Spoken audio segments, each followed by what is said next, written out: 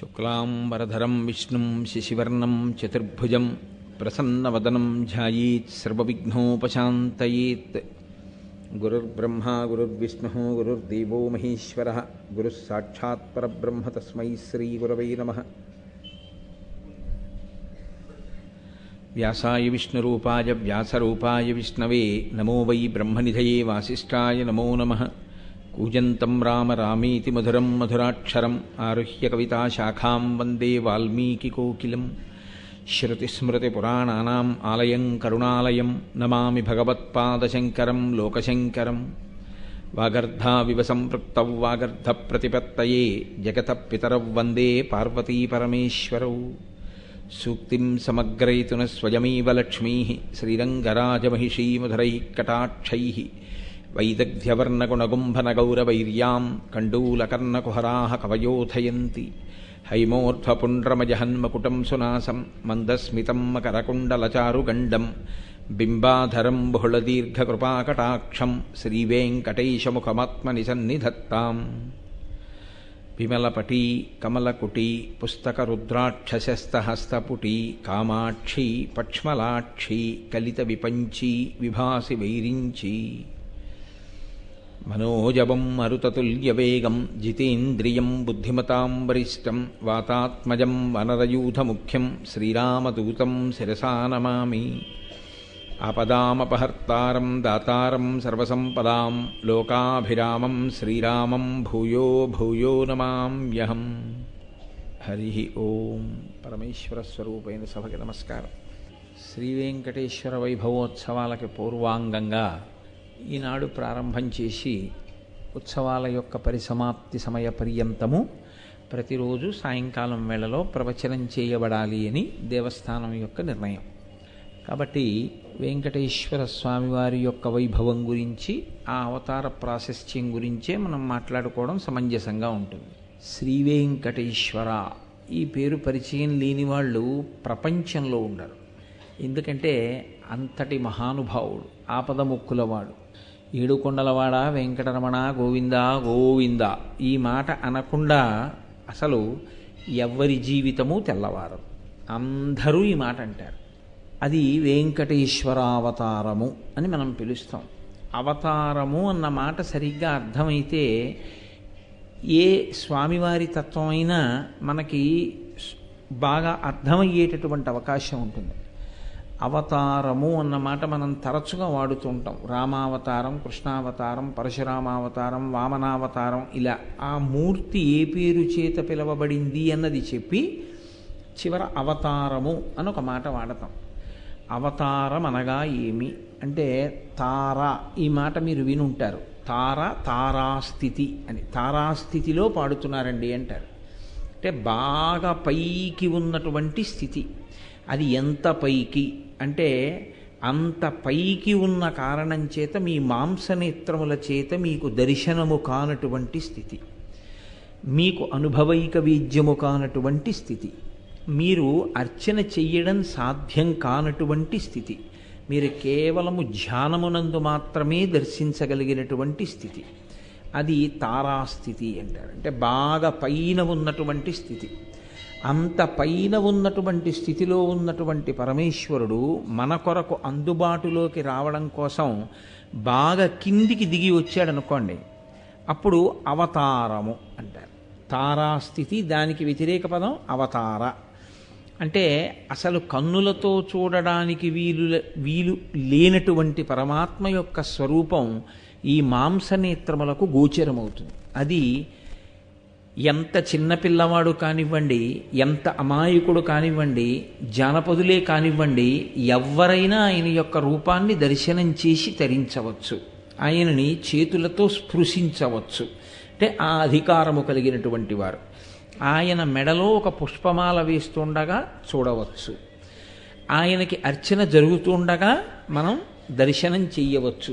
ఈ స్థితికి ఈశ్వరుడు కిందకి దిగి వస్తే దాన్ని అవతారము అని పిలుస్తారు. అలా అవతారమునకు ముందున్న స్థితి అజాయమానో బహుధా విజాయతే అంటుంది శృతి. అంటే అసలు అలా కిందకి రావలసిన అవసరం లేనివాడు ఈ మాంసనేత్రమునకు గోచరము కావలసినటువంటి అవసరము లేనివాడు ఈ మాంసనేత్రమునకు కనపడేటట్టుగా కిందికి దిగి వస్తూ ఉంటాడు.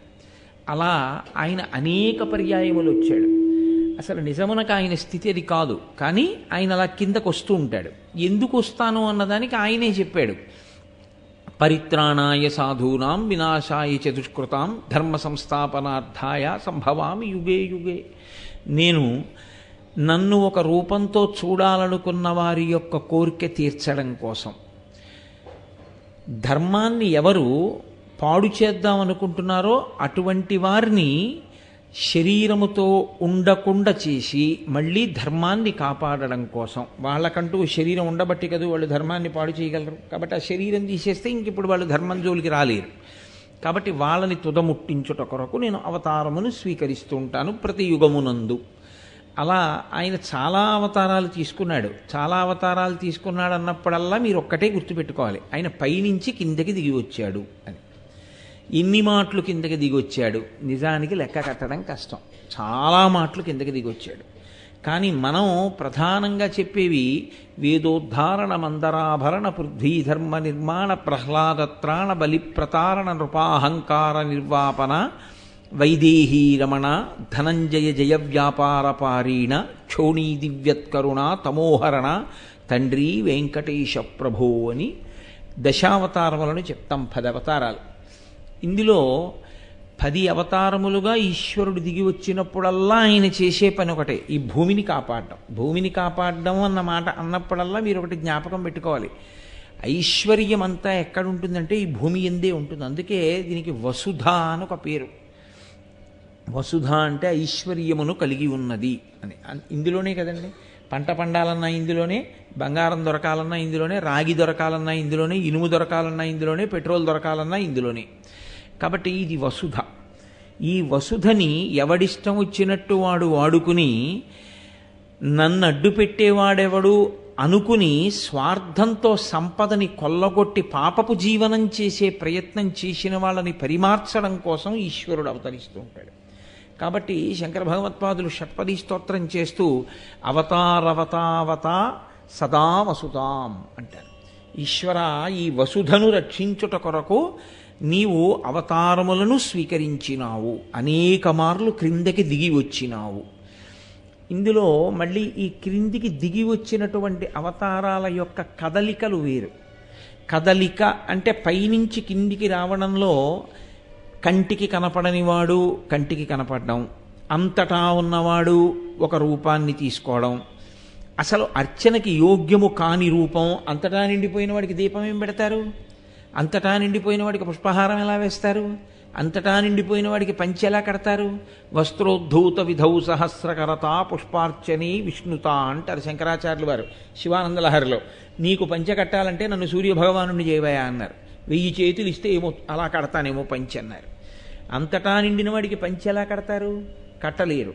కాబట్టి అంతటా నిండినవాడు, ఒక్కచోట ఉన్నవాడు, అసలు ఈ కంటికి దొరకనివాడు ఇప్పుడు దొరుకుతున్నవాడు, ఎంతవరకున్నాడో చెప్పలేని స్థితిలో ఉన్నవాడు, ఒక గర్భాలయమునందు పట్టినవాడు, అన్నీ వ్యతిరేకమే. అంతగా కిందికి దిగి వచ్చేటప్పుడు కదలిక ఉంటుంది కదండి. కదలిక అంటే దాన్ని మీకు తేలికగా చెప్పాలంటే మేనిఫెస్టేషన్ అన్న మాట సరిపోతుంది. అంటే ఆయన అంతటా ఉన్నవాడు ఒక రూపంగా వచ్చి అలా దిగి నిలబడడం, ఇది కదలిక ఉంటుంది. అక్కడి నుంచి కదలి ఒక్క రూపంలోకి మారుతాడు ఆయన. ఇలా మారడానికి ఆ కదలికకి ఒక కారణం ఉంటుంది. ఆ కారణం లేకుండా అలా కదలడు ఆయన. ఏదో ఒక కారణం ఉంటేనే అలా కదులుతాడు. అలా కదలడం అన్న మాటను మీరు బాగా పట్టుకుంటున్నారో నేను మళ్ళీ చెప్తున్నాను. అసలు ఏ కంటికి కనపడనివాడు ఒక కంటికి కనపడేటట్టు, ఏ తల్లి కడుపున పుట్టనివాడు ఒక తల్లి కడుపున పుట్టినట్టు, ఎవరి చేత ఏ రకంగానో ఆరాధనకి సౌలభ్యం కానివాడు సులభుడైనట్టు, ఇలా దిగి వచ్చేటటువంటి క్రమంలో ఒక కదలిక ఉంటుంది. మొదటి కదలిక, ఆ కదలికతో ఆయన అలా లోకంలో అనుగ్రహించి దిగి వచ్చి కనపడతాడు. దీన్ని అవతార స్వీకారము అని పిలుస్తారు. ఈ ప్రతి కదలిక ప్రారంభ కాలమునకు ఒక కారణం ఉంటుంది. ఆ కారణం లేకుండా ఆయన కదలడం. అది మీకు తెలియకపోవచ్చు, నాకు తెలియకపోవచ్చు. కానీ ఈశ్వరుడు ఏ కారణానికి అవతరిస్తూ ఉంటాడు అన్నది చెప్తూ ఉంటాడు వ్యాస భగవానుడు పురాణములయందు. అదే పురాణంలో ఆయన అవతార స్వీకార ఘట్టాలుగా వస్తాయి. దాన్ని మీరు చాలా జాగ్రత్తగా పరిశీలనం చేస్తే మీకు అందులోంచి కొన్ని రహస్యములు అందుతాయి. దశావతారములు ఒక ఎత్తు, మళ్ళీ ఇందులో యుగాలకి అనుసంధానం చేస్తూ ఒక మాట చెప్తారు. 10 అవతారాలు ప్రధానమైన అవతారములైన మళ్ళీ ఈ ప్రధానమైన అవతారాల్లో ఒక్కొక్క యుగానికి సంబంధించి ఒక్కొక్క అవతారాన్ని విశేషమైన దానిగా చెప్తారు. కృతేతు నారసింహో భూః త్రేతాయాం రఘునందన ద్వాపరే వాసుదేవశ్చ కలౌ శ్రీవేంకటనాయకః. ఈ శ్లోకాన్ని మీరు చాలా జాగ్రత్తగా పరిశీలనం చేయవలసి ఉంటుంది. పరిశీలనం చేస్తే అసలు ఈశ్వరుడికి మీకు ఉన్న అనుబంధం ఏమిటో మీకు తెలుస్తుంది. ఆ అనుబంధం తెలిస్తే భక్తి అన్న మాటకు అర్థం ఉంటుంది. ఆ భక్తి అన్నది తెలిస్తే ఉత్సవము అంటే అంటే తలెత్తి చూసి సంతోషంగా దాన్ని గమనించడం అన్నది అలవాటు అవుతుంది. అసలు ఈ భావన లేదనుకోండి, అసలు లోపల అటువంటి తంత్రులు అల్లుకోలేదనుకోండి, అది యాంత్రికంగా ఉంటుంది. ఆ చేసే పని దాని యందు మనసు మగ్నమై చెయ్యడం అన్నది కుదరదు.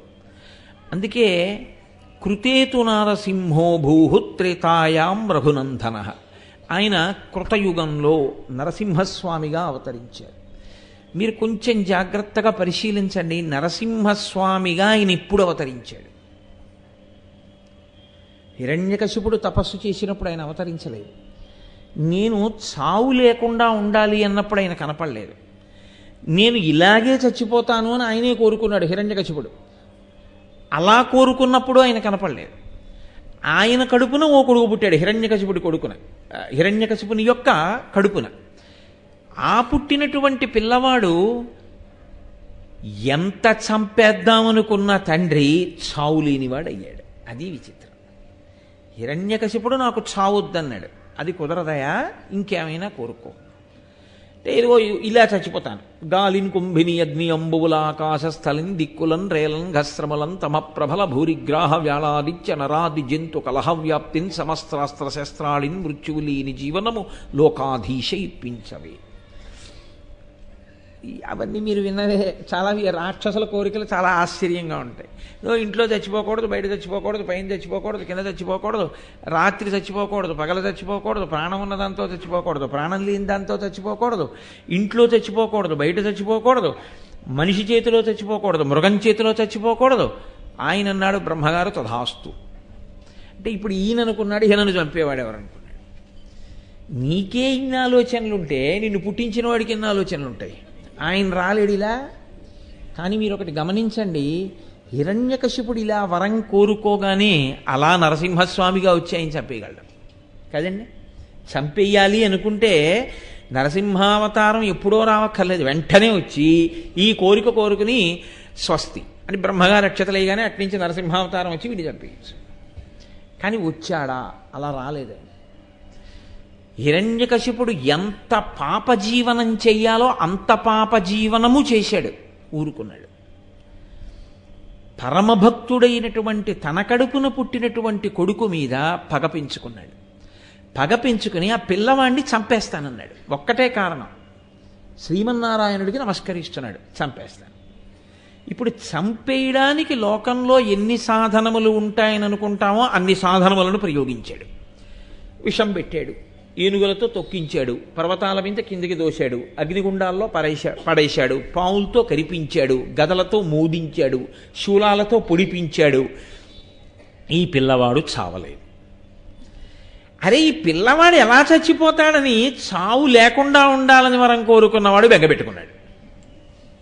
అది విచిత్రం. ఎలా బ్రతుకుతున్నాడు ఆ పిల్లాడు? భక్తితో బ్రతుకుతున్నాడు. భక్తితో బ్రతికిన కారణం చేత చావు రాలేదు. భక్తితో బ్రతికినప్పుడు అన్న మాటని మీరు ఒకటి అర్థం చేసుకోవాలి చాలా జాగ్రత్తగా.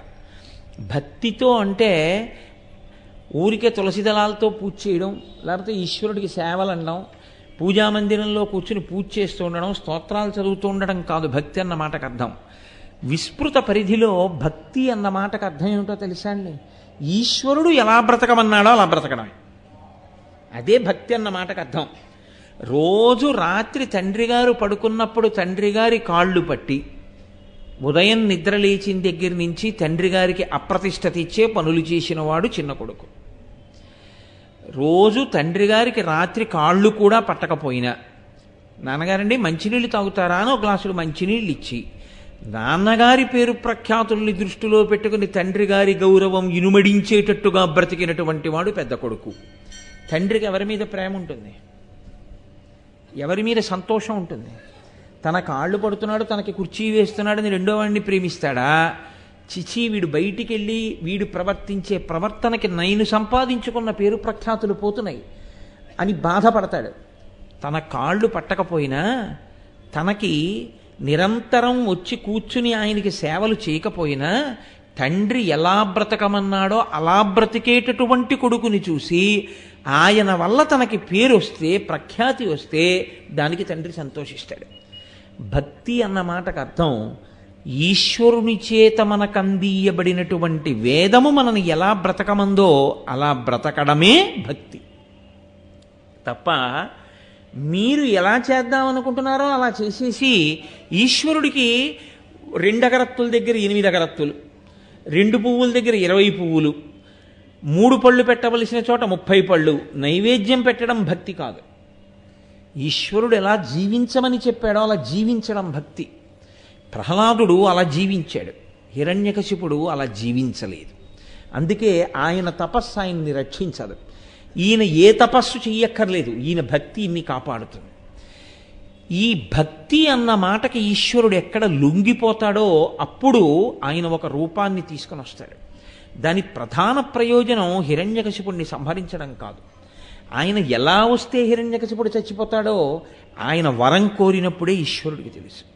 పగలు కాదు, రాత్రి కాదు, అసుర సంధ్య వేళ, ఇంట్లో కాదు, బయట కాదు, గడప మీద, పైన కాదు, కింద కాదు, తన తొడల మీద, నరుడు కాదు, మృగం కాదు, నరసింహావతారం, బతికున్నవి కాదు, మరణించినవి కావు, పెరుగుతుంటే బతికున్నాయి, కోసేస్తే బాధ లేదు, గోళ్ళు. కాబట్టి ఇలా చచ్చిపోతాడు అని ఆయన అడిగిన వరంలో ఉంది సమాధానం. ఇది తెలుసుకోలేనంత అమాయకుడు శ్రీ మహావిష్ణువు కారు, ఆయనకి తెలుసు ఇలా చంపేయించాడు. కానీ అలా ఆయన ఇప్పుడు మారాడు, అది అవతారం అంటే. అది మీరు పట్టుకోవలసి ఉంటుంది. ఇది మీరు పట్టుకోగలిగితే మీ భక్తి వృద్ధిలోకి వస్తుంది. అది పట్టుకోలేకపోతే ఆ భక్తి ఒక స్థాయిలో నిలబడిపోతుంది అంతే. ఎప్పుడు కదిలాడు అసలు శ్రీ మహావిష్ణువు అంతటా వ్యాపించినవాడు ఎప్పుడు నరసింహుడిగా మారిపోయాడు? అలా మారి వచ్చింది ఎప్పుడు వచ్చాడు? ఎన్ని మాటలు ఆ పిల్లవాడి జోలికెళ్ళి ఎన్ని మాటలు భగవంతుని మీద భక్తి ప్రకటనాన్ని ప్రహ్లాదుడు చేసినప్పుడు కూడా రానటువంటి నరసింహావతారం ఒక్క పరీక్షాకాలమునందు వచ్చింది. హిరణ్యకశిపుడు ఒక ప్రశ్న వేశాడు ప్రహ్లాదుణ్ణి, వజ్జలు నేర్పని ఈమది మజ్జాతుడవైన నీకు మరి ఎవ్వరిచే నుజ్జానమయ్య బాలక తజ్జనులం పేరుకొనుము తగ నామ్రోలం అన్నాడు. నీకిది గురువులు చెప్పలేదు. చెప్పకుండా నీకు పరమేశ్వరుడు ఒకడు ఉన్నాడని, వాడు సర్వవ్యాపి అని, వాడు రక్షిస్తాడని, వాడిని భజించాలని నీకెవరు చెప్పారు? నీకు ఎవరు చెప్పారో వాళ్ళ పేరు నాకు చెప్పన్నాడు. ఆయన అన్నాడు, అది చెప్పడానికి పేర్లు ఎందుకు నాన్న? ఈశ్వరానుగ్రహం ఉంటే అర్థమవుతుంది. ఈశ్వరానుగ్రహం లేకపోతే అంధేందూదయముల్, మహాబధిర శంఖారావముల్, మూక సద్గ్రంథాఖ్యానముల్, అలాగే ఏదో కృతఘ్నావళి బంధుత్వంబులు, క్రోడ సద్గంధంబుల్, ఇవన్నీ హరిభక్తి వర్జితుల వృధారిక్త సంసారముల్. భక్తి లేనటువంటి వాడి జీవితం అలా ఉంటుంది. కాబట్టి నాన్న, ఏదో పంది దగ్గర సువాసన పెట్టినట్టు, కృతజ్ఞుడైన వాడు బంధువైనట్టు, యజ్ఞం అంతా అయిపోయి పూర్ణాహుతి కూడా అయిపోయిన తర్వాత అందులో హవిస్సు వేసినట్టు, ఇలాంటి పనులు ఎలా ఉంటాయో భక్తి లేకుండా బతికే వాళ్ళ జీవితం అలా ఉంటుంది నాన్న అన్నాడు. అంటే ఆయన అన్నాడు, ఇన్ని చెప్తున్నావు కదా, ఎక్కడున్నాడు ఈశ్వరుడు అని అడిగాడు. అంటే ఆయన అన్నాడు, ఎక్కడున్నాడు ఈశ్వరుడు అని అడుగుతున్నావు, ఆ ప్రశ్న తప్పు. ఎక్కడ ఈశ్వరుడు లేడని అడుగు. అంతటా ఈశ్వరుడు నిండి ఉన్నాడు, ఎక్కడున్నాడు ఈశ్వరుడు ఏమిటి? కాబట్టి ఆ ప్రశ్న లేదు అసలు. ఎక్కడ లేడు ఈశ్వరుడు అనవలసి ఉంటుంది అంతే ఎవరైనా. అంతేకాని ఎక్కడున్నాడు ఈశ్వరుడు అని అడిగితే అది అర్థం లేని మాట. కాబట్టి ఇందుకలడందులేడని సందేహము వలదు చక్రి సర్వోపగతుండు, ఎందెందు వెదకి చూచిన అందందే కలడు దానవాగ్రని వింటే.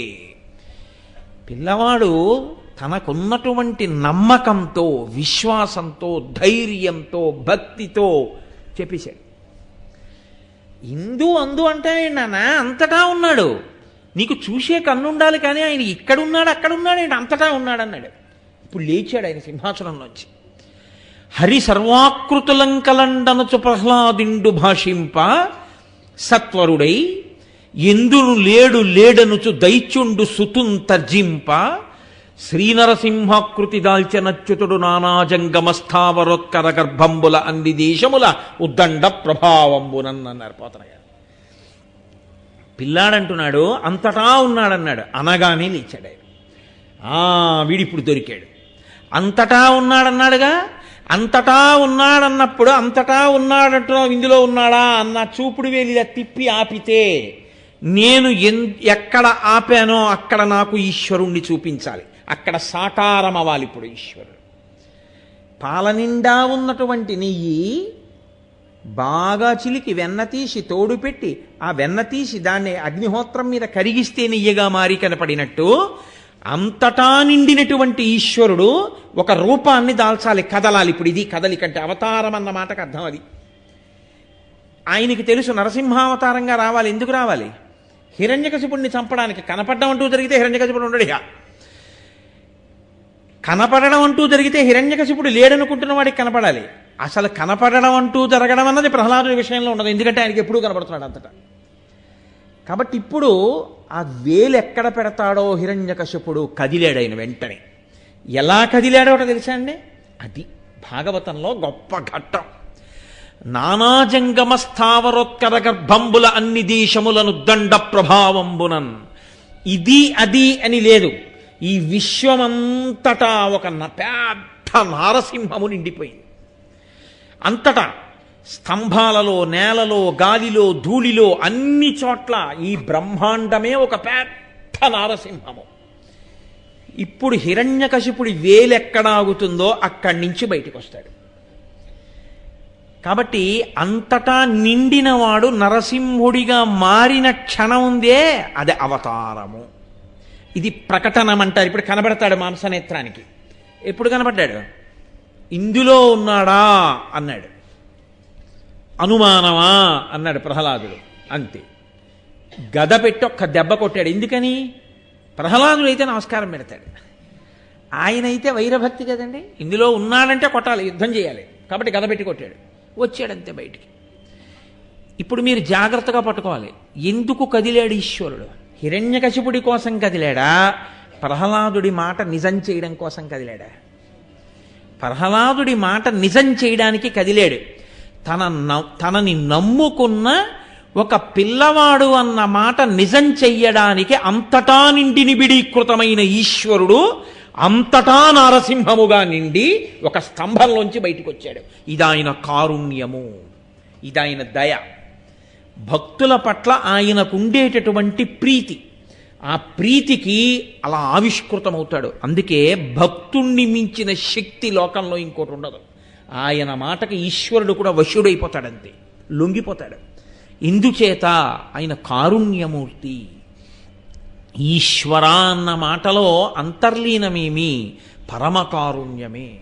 అంతటి దయ కలిగినవాడు. ఆయనని మీరు నమ్మి ఉండగా, ఆయన చెప్పినట్లు మీరు బ్రతుకుతూ ఉండగా మిమ్మల్ని చెనకగలిగిన వాడు లోకంలో ఉండడు. కాబట్టి నరసింహావతారం ఈశ్వర కారుణ్యమును, భక్తుల యొక్క విశ్వాసమును నిరూపణం చేసింది. అవతారముగా ఎందుకు కదులుతాడో చూపించింది. స్పష్టంగా చూపించినటువంటి రూపం. వామనావతారంగా రాలేదా అండి అని మీరు అంటారేమో. వామనావతారంగా అమ్మ కడుపులోంచి అలా వచ్చేసాడు, అసలు ఓ పిల్లవాడిగా వచ్చేసాడు. ఇది అలా కాదు. ఈ రావడంలో ఒక గమ్మత్తుంది. అంతటా నిండినవాడు అకస్మాత్తుగా నరసింహుడయ్యాడు. కాబట్టి ఈ కారుణ్యమును ఆవిష్కరించుట, భక్తుల పట్ల ఆయనకున్నటువంటి దయని చూపించుట, అదే సమయంలో అనుషంగిక ప్రయోజనంగా ధర్మాన్ని పాడు చేసే వాళ్ళని నాశనం చెయ్యడం, ఇన్నింటిని ఏకకాలమునందు ఈశ్వరుడు ఎలా సాధిస్తాడు, ఆ కదలిక ఎలా ఉంటుందో చూపిస్తుంది నరసింహావతారం. కాబట్టి కృతేతు నారసింహో భూహుత్రేతాయాం రఘునందన. కృతయుగంలో నరసింహస్వామిగా వస్తే త్రేతాయుగంలో రామచంద్రమూర్తిగా వచ్చాడు. రామచంద్రమూర్తిగా ఎలా కనపడ్డాడు? ఎప్పుడు కనపడ్డాడు? అక్కడ ఒక భక్తుడి ప్రార్థనకు వచ్చాడు, ఇక్కడ ప్రార్థనకే వచ్చాడు. ఎవరి ప్రార్థనకు వచ్చాడో తెలుసా అండి? దశరథ మహారాజు గారు పుత్రకామేష్టి చేసుకుంటున్నారు. ఇప్పుడు వస్తారు దేవతలు, కానీ మన కంటికి కనపడరు, మనకు ఆ శక్తి పోయింది ఉపాసన లేక. కానీ ఆనాడు దేవతల్ని చూసేవాళ్ళు ప్రత్యక్షంగా ప్రజలు వచ్చి వాళ్ళ సభలో కూర్చున్నారు. బ్రహ్మగారు కూడా వచ్చి కూర్చున్నారు. పెద్ద ఆయన వస్తే మరి కష్టాలు చెప్పుకోవద్దు. కాబట్టి వాళ్ళు అన్నారు, నైనం సూర్య ప్రతిపతి పార్శ్వే న మారుత చిలోర్మిమాలీతం దృష్ట్వా సముద్రోపి న కంపతే. అది వాళ్ళు చెప్పిన మాట. వాళ్ళన్నారు, రావణాసురుడు తిరుగుతుండగా సూర్యుడు గట్టిగా ప్రకాశించకూడదు. ఆయన అంతఃపురంలో ఉన్నాడు, ఆయన బాగా రోహిణీకార్తి చూపించవచ్చు. రావణుడు బయటికి వచ్చాడు, హేమంత ఋతువులో ఉండాలంతే. నైనం సూర్య గట్టిగా ఆయన ప్రకాశించకూడదు. ప్రతిపతి పార్శ్వే నమారుత గాలి గట్టిగా వీయకూడదు. ఆయన ఉత్తరీయం కదిలిందనుకోండి, వాయువు యొక్క ఉద్ధతి ఏమి అని అడుగుతాడు ఆయన. కాబట్టి వాయువు ఆయన దగ్గర గట్టిగా వీచడు. ఆయన వెళ్ళి సముద్రం దగ్గర ఇలా నిలబడ్డాడు అనుకోండి, సముద్రోపి నకంపతే, దాంట్లోంచి కెరటాలు రావు. సముద్రం నదిలే అయిపోతుంది, అన్ని తరంగాలు ఆగిపోతాయి. ఎందువల్ల? ప్రీతి చేత కాదు, భయం చేత. పంచభూతములనింత భయపెడుతున్నాడు, ఇది చెప్పడానికి వాళ్ళు ఒక్క శ్లోకంలో చెప్పారు. ఇంత భయపెట్టడానికి కారణం ఏమిటో తెలుసా పితామహ? మీరిచ్చినటువంటి వరం. ఎవ్వరి చేత చావడన్నారు, ఇంత భయపెడుతున్నాడు. ఇక మా పరిస్థితి చెప్పేదేముంది? సముద్రమే భయపడి, గాలే భయపడి, సూర్యుడే భయపడితే ఋషులం మా పరిస్థితి ఏం చెప్పమంటారు? దేవతల పరిస్థితి బిక్కు బిక్కుమంటూ బతుకుతున్నాం. మీరు ఆ వరం ఇచ్చారే, మరి ఎలా చనిపోతాడు అతను అంటే బ్రహ్మగారు అన్నారు, అతను మనుష్యులను అడగలేదు, వానరములను అడగలేదు, కాబట్టి మనుష్యుడి చేతిలో మరణిస్తాడన్నాడు. అనగానే దశరథ మహారాజు గారు యజ్ఞం చేస్తున్న చోట మనుష్యులు ఉండరండి. మనుష్యుడు చంపుతాడు అనగానే ఏ మనిషి అయినా లేచి అయితే నేను చంపేస్తానంటే నిజంగా చంపగలడా? మనుష్యుడైనంత మాత్రం చేత చంపలేడు. ఎక్కడి రావణుడు, ఎక్కడి తేజస్సు. కాబట్టి ఎక్కడ తొందరపడి వీళ్ళు వెళ్ళిపోతారో, రావణుడి చేతిలో మరణిస్తారోనని ఎవ్వరూ అడగకపోయినా వీళ్ళు చెప్పుకున్న బాధలు చూసి కరిగిపోయిన హృదయము కలిగిన వాడై, ఏ తస్మిన్నంతరే విష్ణురూపయాతో మహాద్యుతి శంఖచక్రగదాపాణి పీతవాస జగత్పతి. అంతటా నిండిపోయినటువంటి విష్ణువు ఒక్కసారి ఒక రూపాన్ని తీసుకుని సభలోకి దిగారు. అది అవతారం అంటే. కనపడ్డారు కంటికి. సశంఖచక్రం సకిరీటకుండలం సపీత వస్త్రం సరసీరుహేక్షణం సహార వక్షస్థలశోభి కౌస్తుభం నమామి విష్ణుం శిరసా చతుర్భుజం. ఆయన శంఖచక్ర గదా పద్మములతో కూడిన 4 భుజములు కలిగిన వాడై వనమాల ఆ కౌస్తుభము మొదలైనటువంటి అలంకారములతో శ్రీవత్సమనేటటువంటి పుట్టుమచ్చతో పచ్చటి పట్టుపంచ కట్టుకున్నవాడై కోటి సూర్యుల ప్రభాభాస పగిది ఆ సభామంటపంలోకి వచ్చి నిలబడ్డాడు. అంతటా నిండినవాడు రూపుగా వచ్చి అక్కడ నిలబడ్డాడు. నిలబడి వెంటనే ఆయన అన్నాడు, మీరు తొందరపడకండి, ఎవ్వరూ వెళ్ళక్కర్లేదు. హత్వా క్రూరం దురాత్మానం దేవర్షీణాం భయావహన్ దశవర్ష సహస్రాణి దశవర్ష శతానిచ. నేను రాజ్యాన్ని పాలిస్తాను. నేను రావణుణ్ణి చంపేస్తాను. ఎందుకు చంపేస్తానో తెలుసా? క్రూరం దురాత్మానం, కారణం లేకుండా చంపడాయన. క్రూరుడయ్యాడు, దురాత్ముడయ్యాడు. దేవర్షీణాం భయావహం, ఆయన ఋషుల్ని భయపెడుతున్నాడు, దేవతల్ని భయపెడుతున్నాడు. వాళ్ళు నన్ను నమ్ముకుని బతుకుతున్న వాళ్ళు, వేదాన్ని నమ్ముకుని బతుకుతున్న వాళ్ళు. నన్ను నమ్మి వేదాన్ని నమ్మి బ్రతుకుతున్న వాడి జోలికి వెళ్ళినటువంటి వాడు నా చేతిలో మడిసిపోవలసిందే. నా భక్తుణ్ణి రక్షించడానికి నేను రావలసిందే. కాబట్టి వస్తాను. వచ్చి చంపి వెళ్ళిపోను. దశవర్ష సహస్రాణి దశవర్ష శతానిచ, మనుష్యుడంటే పనికి మాలినవాడు అనుకుని కదా వరం అడగలేదు. అసలు మనుష్యుడి చేతిలో చావకుండా ఉంటానని. వాడెంతటి వాడని కదా వదిలేశాడు. మనుష్యుని గొప్పతనం ఏమిటో నిరూపించడానికి ఈ భూమండలం మీదుండి 11,000 సంవత్సరములు నేను రాజ్యపాలన చేస్తాను. ఏమి ఎవరన్నా అడిగారు ఆయన్ని? అయ్యా మీరు భూమి మీద ఉండండి, రాజుగా ఉండండి, నరుడుగా ఉండండి, భార్యని స్వీకరించండి, బిడ్డల్ని కనండి, వాళ్ళకి పట్టాభిషేకం చేయించండి, 11,000 సంవత్సరాలు పరిపాలన చేయండి, మనుష్యుల యొక్క గౌరవం ఏమిటో లోకంలో ఆవిష్కరింపచేయండి అని ఎవరన్నా అడిగారా? ఎవరు అడగలేదు. ఎవ్వరూ అడగకపోయినా తనంత తానుగా సభామంటపంలో కరచరణాదులతో కూడిన వాడై దర్శనమిచ్చి ప్రతిజ్ఞ చేసి పుట్టవలసిన అవసరం లేనివాడు తల కిందకి పెట్టి కాళ్ళు పైకి పెట్టి చీకటిగా ఉన్నటువంటి కౌసల్య గర్భంలో తాను 12 నెలల పాటు ఉండి ఆమె యోనిలోంచి పైకి వస్తే తప్ప నరుడు కాడు కనుక, నరుడైతే తప్ప రావణుణ్ణి చంపకూడదు కనుక మన కోసమని అంత కష్టపడి దశరథ మహారాజు గారి నుంచి కదిలినటువంటి ఆ తేజస్సు కౌసల్య యొక్క శరీరంలోకి ప్రవేశిస్తే ఆమెకి గర్భవాసంగా 12 నెలలు చీకట్లో పడుకున్నాడు. కాబట్టి దాశరథి అంటే ఆయన పొంగిపోతాట ఆయన కారుణ్యం. అందుకే గోపరాజు గారు ఇంకో మొకటం పెట్ల, దాశరథి కరుణాపయోనిధి. ఈశ్వర ఎంత దయ, సముద్రం నువ్వు నిజంగా. ఏమి నీ కర్మ? అమ్మ కడుపులో 12 నెలలు పడుకోవడమా? ఆ మలమూత్రాలన్నీ చుట్టూ చేరడమా? నిన్ను పురుగులు కరవడమా? ఆ లోపల పడు ఉండడమా? అంతటా ఉండవలసినటువంటి వాడివి ఒక అమ్మ కడుపులో ఉన్నావా? తతశ్చ 12 మాసే చైత్రే నవమికే తిథౌ నక్షత్రే దితి దైవత్యే సోచ్య సంస్థేషు పంచషు గ్రహేషు కర్కటే లగ్నే వక్పతాం బిందునా సహా ప్రోద్యమానే జగన్నాథం సర్వలోక నమస్కృతం అన్నారు మహర్షి. జగన్నాథం, జగత్తుకు నాథుడైన వాడు, సర్వలోకముల చేత నమస్కరింపబడవలసినటువంటి వాడు ఒక అమ్మ కడుపులో 12 నెలలు తల కిందకి కాళ్ళు పైకి పెట్టి పడుకున్నాడు. ఎవరి కొరకు? అలా పడుకుని పుడితే కానీ నరుడుగాడు. అలా నరుడుగా పుడితే తప్ప రావణుణ్ణి చంపడానికి వీల్లేదు. అలా రావణుణ్ణి చంపితే తప్ప మనందరి యొక్క ఏడుపు ఆగలం. అందుకని మనని సంతోష పెట్టడానికి తానంత కష్టాన్ని స్వీకరించాడు. ఇది ఆయన యొక్క కారుణ్యం. ఈ కారుణ్యపు కదలిక అవతారంగా రామచంద్రమూర్తిగా ఈ పృథివి మీద విలిసింది. ఈ భూమండలమంతా తిరిగాడు, లోకానికి ధర్మం ఏమిటో నిరూపణం చేశాడు. కాబట్టి కృతేతు నారసింహో భూహు త్రేతాయాం రఘునందన. కాబట్టి 2 విషయాల్లోనూ మీకు అర్థమైంది ఏమిటి? మళ్ళీ అవతారాల్లో ప్రధానమైన దశావతారాల్లో యుగానికి ఒకటి చొప్పున ప్రధానంగా తీసుకున్నప్పుడు ప్రతి అవతారమునందు ఆయన కదలికకి కారణము కేవలము కారుణ్యమే. దయచేత కదులుతాడు తప్ప లేకపోతే ఆయన కదలవలసిన అవసరమే లేదు ఆయనకి.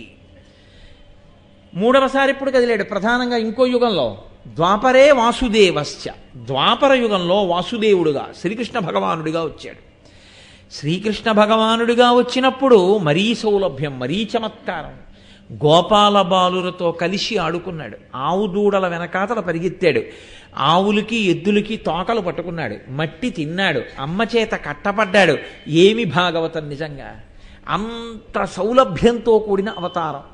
అలా వచ్చినవాడు లోకమంతా తరించడానికి కావలసినటువంటి ప్రస్థానత్రయంలో ఒకటైన భగవద్గీతని ఉపదేశం చేశాడు. మహానుభావుడై కృష్ణం వందే జగద్గురుం. లోకంలో జగద్గురువై మనకి భగవద్గీతను అందించాడు. కృష్ణుడిగా ఆయన ఎందుకు కదిలేడు? ఆయనకి ఏ అవసరానికి కదలవలసి వచ్చింది? ఎవరైనా ప్రార్థన చేశారా? కంసుడి ఉద్ధతి తట్టుకోలేకపోతున్నాం, ఈశ్వరా మీరు రండి వచ్చి ఆ కంసుడిని చంపండి అని అడిగిన వాళ్ళు ఎవరైనా ఉన్నారా? మరి దేని కొరకు వచ్చాడు ఆయన? కేవలము దయ. ఈ దయ ఎప్పటిదో తెలుసా అండి? ఏ తల్లిదండ్రులకు పుట్టారో ఆ తల్లిదండ్రులు మరిచిపోయారు ఎందుకు పుట్టాడు. వాళ్ళకి తాను గుర్తు చేసి ఇందుకు వచ్చానని తానే చెప్పుకున్నాడు. అంత దయ, అంత కృతజ్ఞత అయింది. ఆ చీకట్లోకి తీసుకెళ్లి కారాగారంలో దేవకీ వసుదేవుల్ని బంధించాడు ఆ కంసుడు. లోకంలో దారుణాతి దారుణమైన విషయం ఏమిటంటే, భార్య ప్రసవ వేదన పడుతుంటే భర్త లేచి ఉపకారమూ చెయ్యలేక, ఎవ్వరినీ పిలవలేక, పిలిస్తే పుట్టిన పిల్లాన్ని చంపేస్తాడేమోనని భార్య ప్రసవిస్తుంటే కళ్ళప్పగించి చూస్తూ ఉండడం తప్ప లేచి గుక్కెడు నీళ్ళివ్వలేక, అంత ప్రసవ వేదనలోనూ ఆవిడ గట్టిగా నోరు కూడా ఎత్తి అరవకుండా నిప్పి భరించి ఆవిడ పిల్లాన్ని కనవలసినంత దయనీయమైన స్థితిలో ఆయన పుట్టాడు. ఆయన కర్మ అలా పుట్టవలసిన అవసరం. కటిక చీకటి, శ్రావణమాసం, అష్టమి తిథి, అర్ధరాత్రి, బయట వాన, ఆయన యొక్క మాయ. అందరూ కంసుడితో సహా నిద్రపోతున్నారు. చేతులకి సంకెళ్ళు, చూస్తున్నాడు తప్ప వసుదేవుడు ఏవీ చెయ్యలేడు. పుత్రప్రేమ. ఇంత నొప్పులు పడుతున్న దేవకీదేవి అంత నొప్పిని అంత కష్టాన్ని ఓర్చుకుంటోంది. పైకి ఏమైనా కొంచెం మూలిగితే ఎక్కడొచ్చేస్తాడో కంసుడు. అప్పుడు పుట్టాడు. ఏ సామాన్యుడిగా పుట్టాడేంటి, ప్రకృత బాలుడిగా పుట్టలేదు అప్పుడు. అది కృష్ణావతారంలో ఉన్న గొప్పతనం. జలధరదేహు నాజాను చతుర్బాహు సరసీరుహక్షు విశాలవక్షు జారు గదా శంఖచక్ర పద్మ విలాసు కంఠ కౌస్తుభమణి కాంతిభాను కమనీయ కటిసూత్ర కంకణ కేయూర శ్రీవత్సలంచనంచిత విహారు మరుకుండల ప్రభాయుత కుంతలలలాటు వైఢూర్య మణిగణ వరకిరీటు బాలు పూర్ణేందు రుచిజాలు భక్త లోకపాలు సుగుణాలవాలు కృపావిశాలు చూచి తిలకించి పులకించి చోద్యమంది ఉబ్బి చెలరేగి వసుదేవుడు ఉత్సహించే అన్నారు పోతన గారు. ఆ పిల్లవాడు ప్రాకృత శిశువుగా పుట్టినవాడు ఒక్కసారి మహానుభావుడు సాక్షాత్ శ్రీ మహావిష్ణువై ఆ కారాగారంలో ప్రకాశించి తానే దేవకీ వసుదేవులకి చెప్పారు. లోకంలో ఏ పిల్లవాడు పుట్టినప్పుడు తల్లిదండ్రులు, పిల్లవాడు ఏడుస్తాడు, తల్లిదండ్రులు ముద్దెట్టుకుంటారు. ఒక్క కృష్ణావతారంలో గమ్మత్తు ఏమిటో తెలుసా అండి? ఆయనకి వీళ్ళు నమస్కారం చేశారు ఇద్దరు. సర్వము నీలోనిదిగా సర్వాత్మయు ఆత్మవస్తు సంపన్నుడవై సర్వమయుడవ నీకును సర్వేశ్వర లేవులోను సంధులు వెలయన్నది దేవకీదేవి. ఈశ్వర, అంతటా నిండిపోయినటువంటి స్వరూపానివి, ఆత్మస్వరూపివి, అటువంటి వాడివి ఇవాళ మాంసనేత్రానికి కనపడేలా నా కడుపున పుట్టావా తండ్రి ఏంది. వసుదేవుడు ప్రార్థన చేశాడు. అప్పుడు ఆయన అన్నాడు, ఒకానొకప్పుడు ఇప్పటికి 3 జన్మల క్రితం మీ ఇద్దరు పృష్ణి సుతపుడు అనబడే పేర్లతో జన్మించారు. మీ ఇద్దరూ 12,000 దివ్య సంవత్సరములు తపస్సు చేశారు నా కొరకు. నేను మీకు దర్శనమిచ్చాను. అతి దుర్లభమైనటువంటి మోక్షాన్ని మీరు అడగలేదు. నా వంక చూసి నాలాంటి కొడుకు కావాలని అడిగారు. నాలాంటి కొడుకునివ్వాలంటే నేనే తప్ప ఇంకొకడు లేడు. మీరు నన్ను అడిగిన కారణానికి, అంత కష్టపడి తపస్సు చేసినందుకు నాలాంటి కొడుకు కావాలని మీరు ఒక్కసారి అడిగితే 3 మార్లు అన్నది సత్యం గనక 3 మాటలు మీ కడుపున పుట్టాను పిల్లవాడిగా.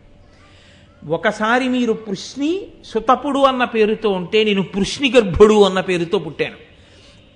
వేరొక పర్యాయం మీరు అదితి కశ్యపులుగా ఉంటే నేను వామనమూర్తిగా జన్మించాను. ఇప్పుడు మీరు దేవకీ వసుదేవులుగా ఉంటే కృష్ణ పరమాత్మగా ఆవిర్భవించాను. ఇది 3వసారి నేనిచ్చిన వరం సత్యం.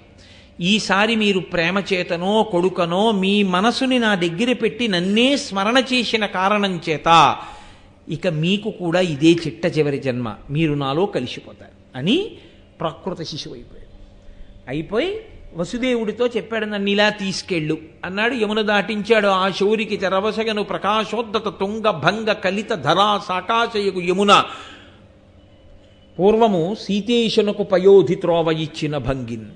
ఒకనాడు రామచంద్రమూర్తికి సముద్రం దారిచ్చినట్టుగా యమున కృష్ణ పరమాత్మని తీసుకుని వసుదేవుడు ఎడుతుంటే దారిచ్చేసింది. ఏమి వాళ్ళకి జ్ఞాపకం ఉందా? దేవకీ వసుదేవులకి ఈ పుట్టిన పిల్లాడు శ్రీ మహావిష్ణువు అని వాళ్ళకి జ్ఞాపకం లేదు. వాళ్ళకి జ్ఞాపకం లేకపోయినా తను జ్ఞాపకం చేశాడు. శ్రీ మహావిష్ణువుగా దర్శనమిచ్చాడు, తల్లిదండ్రుల్ని కాపాడాడు. ఇది 3వ జన్మ అన్నాడు. మీరు తపస్సు చేసినందుకు 3వసారి ఆవిర్భవించాను అన్నాడు. ఇప్పుడు మీరు గమనించండి, 3 సార్లు ఆయన కదలడానికి కారణం వాళ్ళు చేసిన ఒక్క తపస్సుకి, ఒక్క వరానికి 3 మాటలు ఆయన అలా పుట్టవలసిన అవసరం ఆయనకు ఉందా? కానీ కారుణ్యం. కాబట్టి ఈశ్వరుని కదలికలో అవతారము అంటే క్రిందికి దిగి వచ్చుట. ఎప్పుడెప్పుడు అలా దిగొచ్చినా అందులో ఉండేది దయ మాత్రమే. దయచేత కదులుతాడు. తర్వాత అనుషంగిక ప్రయోజనం వేరే ఉంటుంది. ఆ కృష్ణ పరమాత్మగానే కౌరవుల వధకి కారణమయ్యాడు. ఆ కృష్ణ పరమాత్మగానే రాక్షస సంహారానికి కారణమయ్యాడు. ఆ కృష్ణ పరమాత్మగానే జగదాచార్యుడై భగవద్గీత ఆవిర్భావానికి కారణమయ్యాడు. ఆ కృష్ణ పరమాత్మగానే భక్తులైనటువంటి అర్జునాదులను ఉద్ధరించాడు. కానీ ప్రధాన ప్రయోజనం మాత్రం కృష్ణ పరమాత్మగా ఆయన ఆవిర్భవించడం అత్యంత దయతో. తన గురించి తపస్సు చేసినటువంటి ఆ పృష్ణి సుతపుడు వీళ్ళిద్దరి కోరిక తీర్చడానికి వాళ్ళకి జన్మల తర్వాత విస్మృతి కలిగిన జ్ఞాపకం చేసి మరీ వచ్చాడు. కాబట్టి ఆయన కృతయుగంలో నరసింహుడిగా వచ్చినా, త్రేతాయుగంలో రామచంద్రమూర్తిగా వచ్చినా, ద్వాపర యుగంలో కృష్ణ భగవానుడిగా వచ్చినా ఆయన కదలికకి కారణం మాత్రం దయా. తర్వాత కదలికలు ఉంటాయి, ఇంకా అనేక కదలికలు ఉంటాయి అవతారంలో. నరసింహుడిగా చాలా కదలిక ఉంది, రాముడిగా అబ్బో ఎంత కదలిక ఉందో మీ అందరికీ రామాయణంలో విన్నదే. కృష్ణుడిగా ఎంత కదలిక ఉందో. ఆ కదలికలన్నిటిలోనూ ఆయన నోటితో కూడా మాట్లాడుతూ ఉంటాడు, చెప్తూ ఉంటాడు. రాముడిగా ఎంతో ప్రబోధం ఉంది, ఆయన మాట్లాడినటువంటి విషయాలు అనేక ఉన్నాయి. రామో దీర్ణాభిభాషతే, ఆ మాట ఒక్కటి చాలు. నాకు 2 మాటలు తెలియవమ్మా అన్నాడు. నేను ఏకపత్ని వ్రతుణ్ణి అన్నాడు. మనుష్యులు ఎలా బ్రతకాలో ఆయన నేర్పి చూపించాడు, అలా మాట్లాడి చూపించాడు. కృష్ణుడు సరే భగవద్గీతనే ఉపదేశం చేశాడు. ఇలా కృతయుగంలో నరసింహుడిగా, త్రేతాయుగంలో రాముడిగా, ద్వాపర యుగంలో కృష్ణుడిగా ఎవరు కదిలి అవతార స్వీకారం చేశారో వాడే కలియుగంలో కూడా కదిలి వెంకటేశ్వరుడిగా వచ్చాడు. కలౌ వెంకటనాయక, కలియుగంలో ఆయనే వెంకటనాయకుడిగా వచ్చాడు. అయితే ఇక్కడ ఒక గమ్మత్తుంది. అక్కడ పుట్టినప్పుడు ప్రార్థనలు జరిగాయి, అక్కడ పుట్టినప్పుడు తపస్సు ఉంది, అక్కడ పుట్టినప్పుడు ఎవరికో కష్టం ఉంది, అక్కడ పుట్టినప్పుడు ఎవరో కనీసం ఈశ్వరుడు వస్తే బాగుండన్న స్పృహ ఉన్న వాళ్ళు ఉన్నారు. ఇక్కడ అలా ఏమైనా ఉందా ఆయన రావడానికి? అసలు అది పరిశీలనం చేస్తే వెంకటరమణుడి పట్ల భక్తితో ఎందుకు ఉండాలో అర్థమవుతుంది. లేకపోతే వెంకటరమణుడు ఎంతసేపు ఎందుకు గుర్తొస్తాడంటే ఎప్పుడూ కోరికలకి గుర్తొస్తాడంతే. ఏ కోరిక లేకుండా ఆయన్ని చూడడానికి వెళ్ళడం అనేటటువంటిది జీవితంలో ఎప్పుడూ ఉండదు. ఎందుకంటే ఏదో కోరిక, ఏదో ఆపద, ఓసారి ఏడుకొండల వాడి దగ్గరికి వెళ్ళి వస్తూ ఉండడం, అందుకే పనికొస్తూ ఉంటాడు ఆయన. కాదు, ఆయన ఏ కారణం చేత అసలు కదిలాడో మీరు గమనించవలసి ఉంటుంది. ఈ కదలికని మీరు కానీ చూస్తే వెంకటరమణుని యొక్క అవతారంలో కొన్ని ఆశ్చర్యకరమైన విషయములు ఉంటాయి. వెంకటేశ్వరుడిగా ఆయన మాట్లాడినది చాలా తక్కువ. అసలు మాట్లాడలేదని నేను అన్నాను, ఆయన మాట్లాడారు, చాలా కాలం మాట్లాడారు. కానీ ఆయన లోకానికి మాటలతో చెప్పిన దానికన్నా ఆయన సంకేతంతో చెప్పింది, ఆయన యొక్క కథలో, ఆయన యొక్క కదలికలో, ఆ అవతార వైశిష్ట్యంలో ఆయన మనకి ఎన్నో నేర్పేశాడు. అసలు అది గమ్మత్తు. ఆయన్ని రమ్మని అడిగిన వాళ్ళు ఎవరూ లేరు. ఈశ్వరా నువ్వు రా అని ఎవరు అడగలేదు.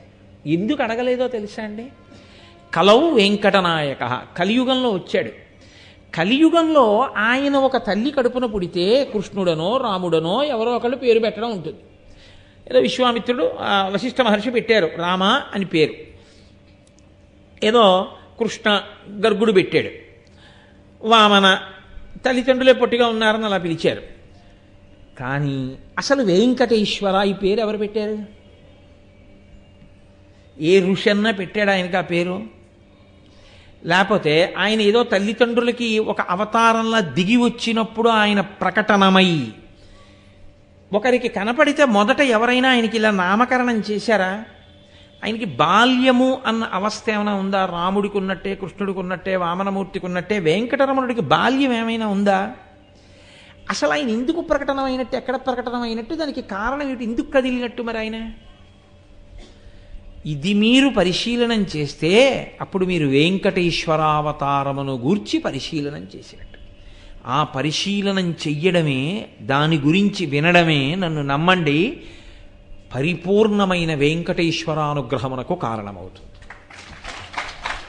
ఎందుకు కదలవలసి వచ్చింది ఆయన అంటే, ఎవ్వరూ ఆయన్ని కదలమని అడిగేవాళ్ళు లేకపోవడం వల్ల. కలియుగంలో కదలడానికి కారణం ఏమిటో తెలుసా అండి? ఆయన కదలాలన్న కోరిక ఎవరికీ లేదు. అసలు ఈశ్వరుడు కదలాలి, ఈశ్వరుడు కనపడాలన్న కోరిక లేదు. యథార్థం అంతే చెప్పాలి. ఎందుకో తెలుసా అండి? అందుకే ఆయన పేరు వెంకటేశ్వరుడిని పెట్టుకున్నాడు.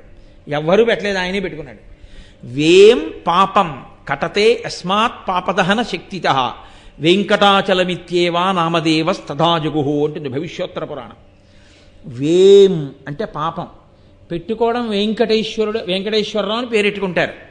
పెళ్లి కార్డులో రాసేటప్పుడు వెంకటేశ్వరరావు అని రాస్తారు. వెం అన్న మాటకు అర్థం లేదు. వేం దీర్ఘం ఉంటే పాపం, వేం పాపం. కటేశ్వరుడు అంటే కట అంటే తొలగించుట.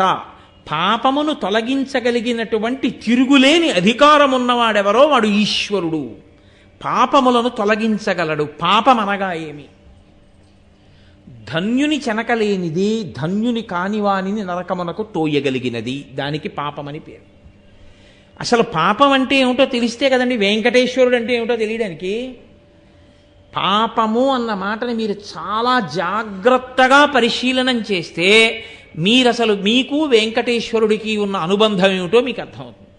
పాపము అన్న మాటకు అర్థం ఏమిటో తెలుసా అండి? శాస్త్రము చేత చెప్పబడినా చెప్పబడకపోయినా మీ కామము కొరకు, మీ ద్వేషము కొరకు మీరు చేయు కర్మకు పాపమని పేరు. అంటే కొంచెం అయోమయంగా ఉంది నువ్వు అన్నమాట అంటారేమో. కామము చేత కానీ ద్వేషము చేత కానీ మీరు ఏ కర్మైనా చేస్తే దాన్ని పాపం కింద చిత్రగుప్తుడు రాసుకుంటాడు. అందుకే చిత్రగుప్తుని చేత వ్రాయబడినదేదో దానికి పాపం అని పేరు. నాకు కోరిక ఉంది, ఈ పని చేస్తే ఇది వస్తుంది అని నేను చేశాను, దానికి పాపం అని పేరు. నేను ద్వేషంతో ఓ పని చేశాను, ఈ పని చేస్తే వాడు ఏడుస్తాడు, ఓ పని చేశాను, పాపం అని పేరు. పుణ్యం ఎక్కడుంది? పుణ్యమే పాపము, పాపమే పుణ్యం. సుఖంగా ఉండడం సుఖం అనుకుంటున్నారేమో. దుఃఖము యొక్క క్రీనీడ అది. అది ఆగగానే ఏడుపు వస్తుంది. అది ఆగిపోనివ్వండి,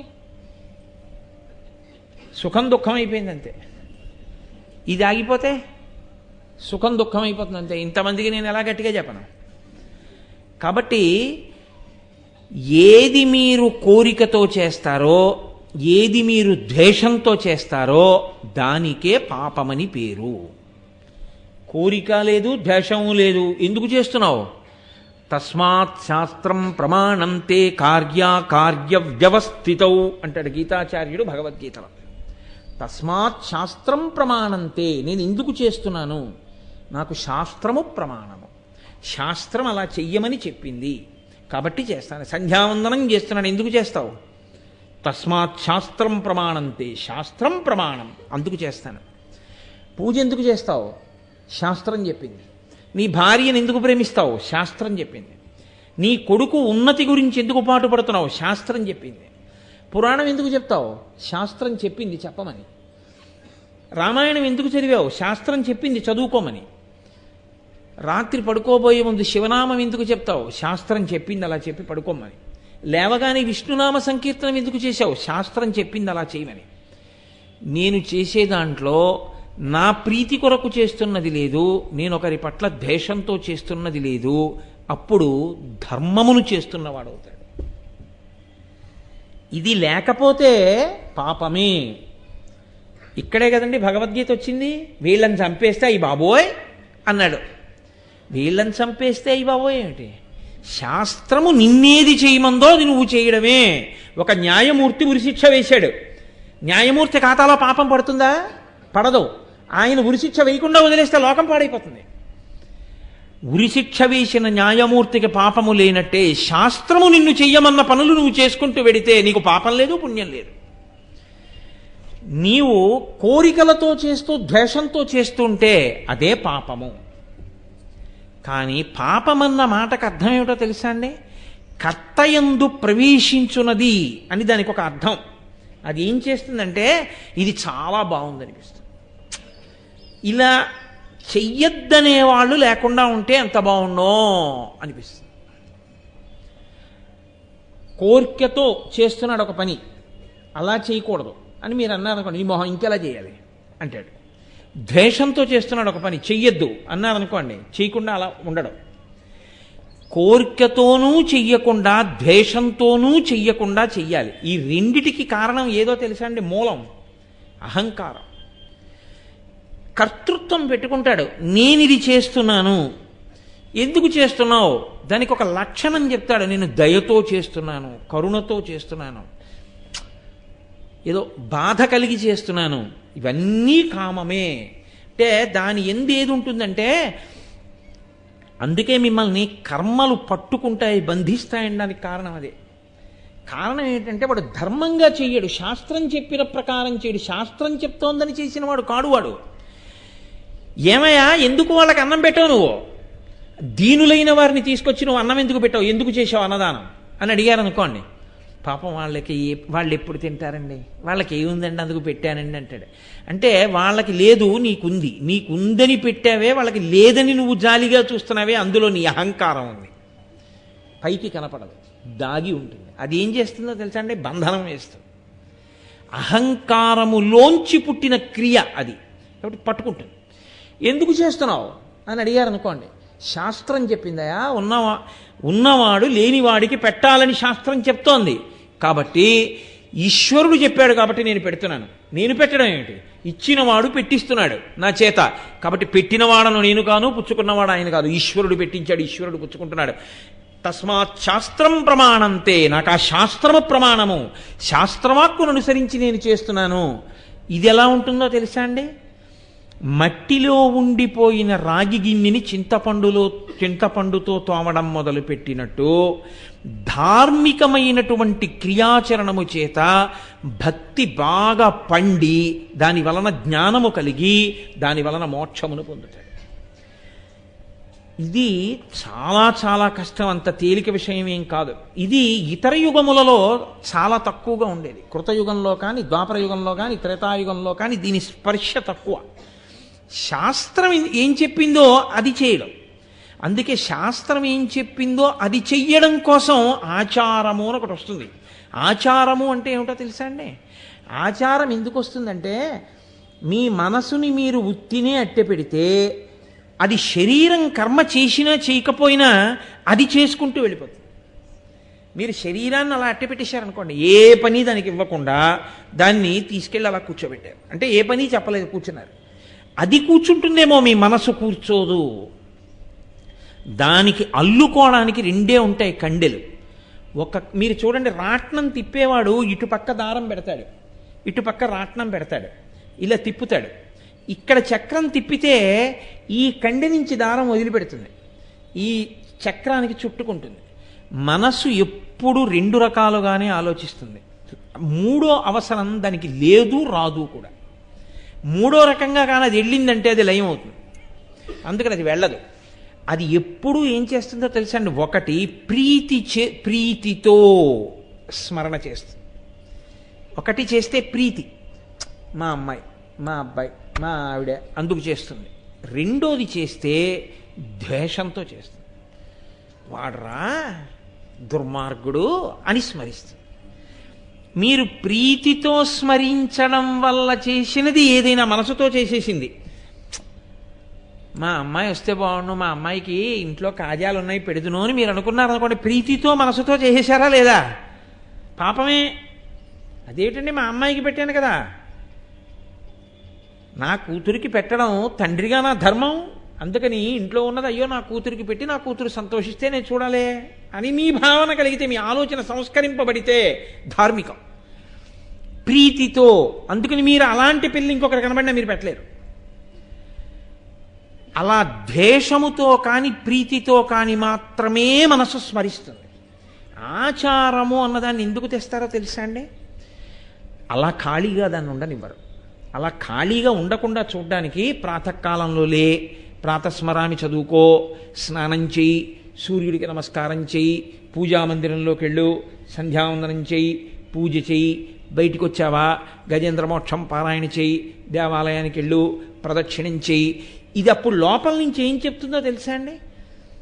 వేళైపోయింది, స్నానం చేయాలి, వేళైపోయింది, పంచె కట్టుకోవాలి, అలా లుంగి కట్టుకుని పూజ చేయకూడదు, గోచి పోసి కుర్చీళ్ళు పోసి పంచె కట్టుకుని కూర్చోపీట మీద తూర్పు దిక్కుగా కూర్చోవాలి, అలా మధ్యలో ఆవలించకూడదు. వరాహపురాణం చదివావు కదా, ఆవలిస్తే మళ్ళీ ప్రాయశ్చిత్తం చేసుకోవాలి, పూనికతో కూర్చో, ఆచమనం చక్కగా చేయి, శరీరావయములకు నీటితో తడుపుకో, పూనికతో మనసుని నిలబెట్టు అని నన్ను నిలబెట్టమని తనకి తాను చెప్తుంది. నేను చెదిరిపోయాను చూసావా అని చెప్తుంది. ఆచారము మనసుని నిగ్రహించడానికి సాధనము. ఏమంటే మనసు బాగుంటే చాలదేంటండి ఇవన్నీ ఎందుకండి అన్నాడు అనుకోండి, అది మెట్ట వేదాంతము. ఆచారమును పట్టుకుని కానీ మనసును సంస్కరించలేవు. ఎవరో ఉంటాడు, కోట్ల మందిలో ఒకడు ఉంటాడు, ఆచారం అవసరం లేకుండా మనసు సంస్కరింపబడినవాడు. నువ్వు ఆయనతో పోల్చుకుని నీ మనసు అలా సంస్కరింపబడిందని చెప్పడానికి నీకు నువ్వు సాక్షి. ప్రీతితో ద్వేషంతో రెండూ లేకుండా నీ మనసు ఎక్కడ నిలబడిందో నాకు చెప్పు, నువ్వేమీ చేయకుండా కూర్చుంటే. ఆచార భ్రష్టత్వము పాపమునకు కారణము. మీరు శరీరముతో ఆచారమును పాటించడానికి సిద్ధపడకపోతే, శాస్త్రప్రోక్తమైన రీతిలో ప్రవర్తించడానికి మీరు ఇష్టపడకుండా శాస్త్ర విరుద్ధంగా మీరు ప్రవర్తించడం మొదలు పెడితే అది మనసుని కడగలేదు. అది కడగదు మనసుని. మీరు మనసుని రాగి పాత్రని చింతపండు పెట్టి తోమితే మిరియాలి తప్ప, రాగి పాత్ర దగ్గరికి తీసుకెళ్ళి మీరు మిరపకాయ ఎట్టి తోమితే అది ఎలా మెరుస్తుంది? అని మెరవదు. దేనికి ఏది వాడాలో అదే వాడాలి. మనసుని సంస్కరించడంలో ఆచారమునకు ప్రాముఖ్యత. అందుకే సనాతన ధర్మంలో ఆచారానికి అంత పెద్దపీట. కాబట్టి ఆ స్థితికి చేరిపోయావు. అప్పుడు నువ్వు ఆచారం పాటించావా పాటించలేదా వేరు విషయం. కాబట్టి అలా నిలబడగలగడం ఆ పుణ్య పాప అన్న రెండు మాటలకి కట్టుబడిపోకుండా, దొరికిపోకుండా, రాగద్వేషములకు అతీతంగా నిలబడి శాస్త్రమును ప్రమాణముగా పెట్టుకుని నువ్వు క్రియాచరణము చెయ్యగలగాలి. కలియుగంలో అలా చెయ్యడం సాధ్యమవుతోందా? మీరు ఆలోచించండి. ఏది చేసినా రాగద్వేషములతోటే చేస్తాడు. చేస్తే ప్రీతి, లేకపోతే అప్రీతి, ఈ రెండిటితోనే చేస్తాడు. అందుకే పాపము. కానీ దీనికి ఉన్న లక్షణం ఏమిటో తెలుసా అండి? ఇది కర్తయందు ప్రవేశించగలదు, అది విస్తరింపబడుతుంది. పాపమునకు ఆ లక్షణం ఉంటుంది, అది విస్తారమవుతుంది. దావాగ్ని అని ఉంటుంది. రెండు చెట్లు ఒరుసుకుంటే పుడుతుంది. ముందది చిన్న నిప్పురవ్వ కింద పుడుతుంది. పుట్టి ఆ ఎండిపోయినటువంటి బెరడిలో రాజుకుంటుంది. రాజుకున్నప్పుడు అది ఇంతే మంట, చిన్న పొగతో మొదలవుతుంది. అది తర్వాత ఏమవుతుందో తెలుసా అండి? మొత్తం అరణ్యాన్ని కాల్చేస్తుంది. అలాగే పాపము కర్తయందు ప్రవేశించి విస్మృతిని పొందుతుంది. మొదట ఒక్కసారి, తర్వాత పర్వాలేదు, ఇంకా దానికి అనుషంగికంగా కూడా అల్లుకుంటుంది. అల్లుకుని పాపాచరణమునందు స్థిరపడతాడు. స్థిరపడి బాగా వ్యాప్తి చెంది దాని ఫలితంగా కర్తని ఆశ్రయించి ఉన్న వాళ్ళని కూడా నశింపచేసేస్తాడు. ఆయన నరకానికి వెళ్ళిపోతాడు. ఆయనతో పాటు ఆయనని ఆశ్రయించి ఉన్న వాళ్ళు కూడా పాడైపోతారు. రావణుడు చేసిన పాతకానికి రావణుడితో ఉన్న వాళ్ళందరూ వెళ్ళిపోలేదు, అంతే. మహాపాపం కూడా అలాగే తీసుకెళ్ళిపోతుంది. ఇది ఇతర యుగముల యందు విచక్షణతో ఆలోచించి శాస్త్రాన్ని పట్టుకోవడానికి అవకాశం ఇచ్చేది కాలం. కలియుగానికి ఉన్న లక్షణం ఏమిటో తెలుసా అండి? కలియుగం కలి యొక్క ప్రేరణతో ఉంటుంది. అందుకే ఏది చెయ్యమని మీరు చెప్పండి, ఈశ్వరుడు అని మీరు తీసుకొచ్చినా మళ్ళీ కామమే. ఈ కోరికతో ఈశ్వరుడికి చేస్తాడు, ఈ ద్వేషంతో ఈశ్వరుడికి చేస్తాడు. భగవంతుడు మళ్ళీ భగవత్ పూజ యందు ద్వేషం ఉంటుంది. భగవంతుని యొక్క రూపమునందు నామమునందు ద్వేషం అంతర్లీనంగా ప్రబలుతుంది. కారణం ఏమిటో తెలుసా అండి? అది ఎవరి తప్పు కాదు, కలియుగం యొక్క లక్షణం అది. కలిపురుషుడు ప్రతి దాన్ని విషమయం చేస్తాడు. ఎలా అంటే రాగద్వేషములతో కలిపేస్తాడు. కలిపేయడంలో లోకమంతా పాపము చేత చుట్టబడిపోతుంది. ఇది అంటువ్యాధి సోకినట్టు ఆచరణ భ్రష్టమైపోయి, ఆచారము లుప్తమైపోయి, ప్రతివాడు కామ్యకర్మగా ఆచరించడం, శాస్త్రాన్ని విడిచిపెట్టి ప్రవర్తించేవాడే కానీ అసలు శాస్త్రం చెప్పినట్లు ప్రవర్తించేవాడు ఉండడు. అందుకే ఎప్పుడైనా శాస్త్రం చెప్పారనుకోండి వాళ్ళకి చాలా కోపం వస్తుంది. అదేంటంటే ఆయన అలా చెప్పారంటే, ఎందుకంటే అది కలిపురుష లక్షణం అది. కాబట్టి తస్మాత్ శాస్త్రం ప్రమాణంతే కార్యాకార్య వ్యవస్థితౌ. కలియుగంలో కలి యొక్క ప్రభావం చేత అందరూ ఆ కోణంలోకి పడిపోతారు. శాస్త్రమే వద్దు అని శాస్త్ర ప్రమాణమనే ధిక్కరించిన వాడు ఈశ్వరుడు కావాలని ఎలా అడుగుతాడు? ఈశ్వరుడు వచ్చి అక్కడ కూర్చున్నాడు అనుకోండి, మీరు ఆర్తితో ప్రార్థన చేసి ఈశ్వరుణ్ణి తెచ్చుకున్నారనుకోండి అందరూ కలిసి, ఆయన ధర్మంగా ఉండు అంటాడు, శాస్త్రమును పాటించు అంటాడు. ఎవరికి కావాలి శాస్త్రం? ఎవరికి కావాలి ధర్మం? అక్కర్లేదు ఎవరికి. ఎవ్వరికీ అక్కర్లేదు కాబట్టి ఎవ్వరూ ఈశ్వరుణ్ణి రమ్మని పిలవరు. ఎవ్వరూ ఈశ్వరుణ్ణి రమ్మని పిలవకపోతే కలియుగ ప్రారంభమునందు ఎలా ఉందో తెలుసా అండి? ఇంకా ఇప్పుడు అనుకుంటున్నారేమో మీరు, ద్వాపరయుగం పూర్తయి కలియుగం వచ్చింది అంతే. అప్పటికి నారద మహర్షి వచ్చారు. ఆయన మహోపకారి, మహానుభావుడు, లోకమునకంతటికీ ఎప్పుడూ ఉపకారం చేస్తూ ఉంటారు ఆయన. ఆయన ఈ కలియుగంలో జనులు ఎలా ఉంటారో చూద్దాం అనుకున్నారు. ఏదో విదేశాలు వెళితే ఆ దేశంలో వాళ్ళు ఎలా ఉంటారో చూద్దామని చూస్తుంటారు, చూశారు. అలా కలియుగంలో జనులు ఎలా ఉంటారో చూద్దాం అని వచ్చాడు ఆయన. చూసి ఆయన గుండెలు బాధేసుకున్నాడు. బాధేసుకుని తిన్నగా సృష్టికర్త కాబట్టి తన తండ్రి గారి దగ్గరికి వెళ్ళాడు. వెళ్ళి ఆయన అన్నాడు, నాన్న ఏమిటి నాన్న ఈ అన్యాయం అన్నాడు. ఏమైందిరా అన్నాడు ఆయన. కమలాక్షు నర్చించ కానక కామించి కమలాక్షులతోడ కాలంబు గడుపువారు, రాజీవనేత్రుని సేవింపనొల్లక రాజదైవంబని భ్రమయువారు, శ్రీనాథునేనాడు పూజింపనొల్లక శ్రీమంతులగుట కాంక్షించువారు, నారాయణుని చేరు దారి నూహింపక దారుణాగంబుల తగులువారు, ముక్తి అను పల్కు ఎరుగక భుక్తి మార్గ సాధనాకైక చిత్తులై కష్టములు పొందువారలై ధరాతలమున ప్రజలు పతితులగుట చూచి ఏను చింతింతునో అబ్జగర్భ అన్నాడైన. ఓ తండ్రి బ్రహ్మ, కలియుగ ప్రారంభం ఎలా ఉందో తెలుసా? కమలాక్షు నర్చించ కానక కామించి కమలాక్షితో కాలంబు గడుపువారు. స్వీకరించింది ధర్మపత్నిగా, చేసిన దీక్ష ఒక్కటి ఉండదు జీవితంలో. భార్యతో కలిసి, భార్యని ధర్మపత్నిగా స్వీకరించి దీక్ష స్వీకారం చేయడం. ఇద్దరు కలిసి చెయ్యాలి దీక్ష చేస్తే. రామాయణం చదవండి, ఇద్దరు కలిసి పడుకున్నారు పూజామందిరంలో. అసలు అలా చెయ్యడు. ఆమె కామపత్ని, ఆవిడ్ని చూస్తే తన దీక్ష ఎక్కడ పోతుందో అంటాడు. ఇంకేమి దీక్ష? కాబట్టి కామించి కమలాక్షులతో ప్రొద్దు గడుపువారు, ఎప్పుడు స్త్రీ బలహీనతతో జీవితాన్ని గడుపుతున్నవాడే తప్ప పరమేశ్వరుణ్ణి పట్టి పట్టి చూద్దామని, లోపలికి చూద్దామన్న తాపత్రయం లేదు. ఎంతమందిలో ఉన్నా తాను మనవలు పుట్టినవాడైనా సిగ్గెగ్గులు లేకుండా పట్టి పట్టి ఆడవాళ్ళని చూస్తూ ఉంటాడు కామదృష్టితో. నాన్న అలా ఉన్నారు అక్కడ లోకులు. 2, రాజీవలోచను పూజింపనొల్లక రాజదైవంబని భ్రమయువారు. ఒక్కనాడు పంచె కట్టుకుని భగవంతుని యొక్క మందిరంలో కూర్చుని ఈశ్వరుడికి వాడు జీవితంలో పంచోపచారములు చేయడు. వాడి బ్రతుకంతా ఎవరిని స్తోత్రం చేస్తుంటాడో తెలుసా అండి? ఎప్పుడూ ఆఫీసర్నే.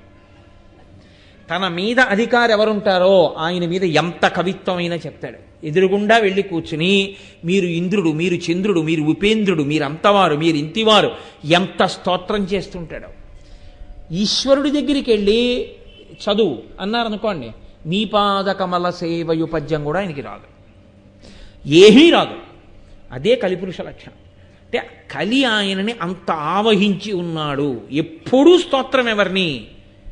రాజు అంటే అధికారి, అధికారుల్ని స్తోత్రం చేస్తుంటారు. శ్రీనాథునేనాడు సేవింపనొల్లక శ్రీమంతులగుట కాంక్షించువారు. వాడి జన్మంతా లక్ష్మీదేవికే పూజ, వాడు విష్ణు భగవానుడికి పూజ చేయడు. ఎందుకో తెలుసా అండి? ఆవిడికి ఎందుకు పూజ? ఆయనకెందుకు? ఆవిడుంటే చాలు. నాకు సీతమ్మ తల్లి ఉంటే చాలు, రాముడు అక్కర్లేదన్న వాడికి 10 తలలు పోయాయని వాడు తెలుసుకుని ఉంటే వాడు లక్ష్మిని విష్ణువుతో కలిపి అర్చన చేస్తాడు. వాడికి విష్ణువు అక్కర్లేదు. విష్ణువు ఎందుకు? ఆయన ఏం చేస్తాడు నాకంటాడు. లక్ష్మి ఐశ్వర్యం ఇస్తుంది, అందులో ఆవిడ కావాలి. అంటే శ్రీనాథునేనాడు శ్రీవింపనొల్లక శ్రీమంతులగుట కాంక్షించువారు. ఆవిడో నిత్యానపాయనీం. ఆవిడ అసలు భర్తని విడిచిపెట్టి ఉండదు.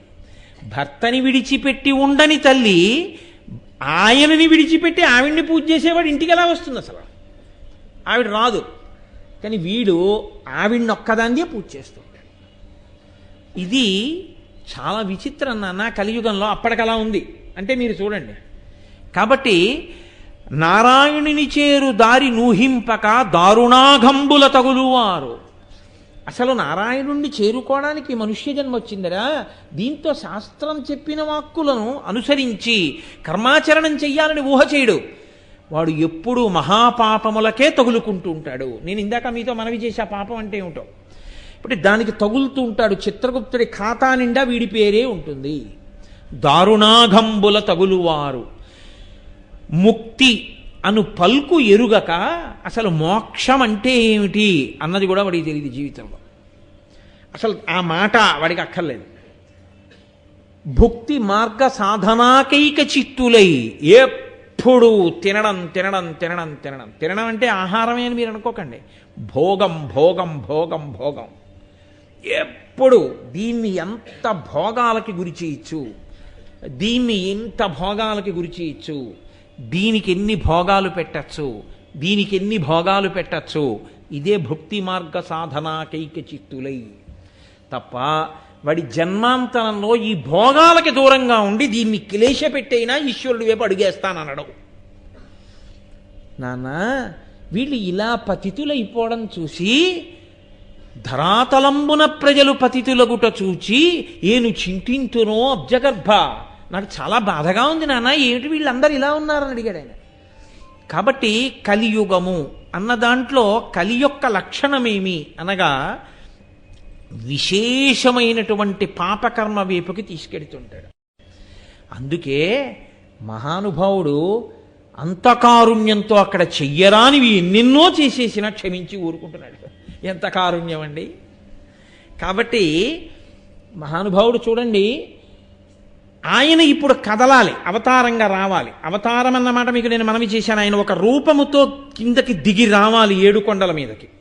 ఎలా వచ్చాడు, ఆ కదలిక ఎలా సంభవించింది అంటే కలియుగం కదా ప్రారంభమైంది. కొంతమంది వెళ్ళి బ్రహ్మగారిని అడిగారు, అయ్య బాబోయ్ కలిపురుషుడు అంతటా వ్యాపించిపోయాడు కదా, కలిపురుషుని యొక్క ప్రభావము లేని ప్రదేశం ఏదైనా ఉంటే చెప్పు, మేము అక్కడే ఉంటామన్నారు. ఆయన నవ్వి నవ్వి ఓ చిన్న దర్భచక్రాన్ని తీసి విడిచిపెట్టాడు. దీని నిమి ఎక్కడ విరిగిపోతుందో దాని ఇరుసు ఎక్కడ పడిపోతుందో అక్కడికి వెళ్ళి తపస్సు చేసుకోండి అన్నాడు. అదే నైమిషారణ్యం. అక్కడికి వెళ్ళి ఋషులు ఆశ్రమాలు నిర్మించుకుని యజ్ఞయాగాదులు చేసుకుంటున్నారు. చేసుకుంటుంటే కదపాలి కదండి ఈశ్వరుణ్ణి తీసుకురావాలి అవతారంగా. కలియుగంలో లోకులు పాడైపోతున్నారు. ఎవరికి బాగా తెలుసు కలియుగ లక్షణం? ఒకటి బ్రహ్మగారికి తెలుసు, 2 నారదుడికి తెలుసు. చాలా పాడైపోతున్నా ఎవరికి మనం పాడైపోతున్నామన్న స్పృహ ఉండదు. మనం ఎంత బాగుపడిపోతున్నామో అని అనుకుంటారు. అందుకే మీరు చూడండి, లోకంలో ఒక ఆశ్చర్యకరమైన సందర్భం ఉండదు. ఇంకా మీకు కొంచెం తక్కువ ఉంటుంది. నా బోటిగాడు ఈ ఉపన్యాసాలు చెప్పినటువంటి ప్రారబ్ధానికి ఒక పెద్ద శిక్ష ఒకటి అనుభవిస్తూ ఉంటాం.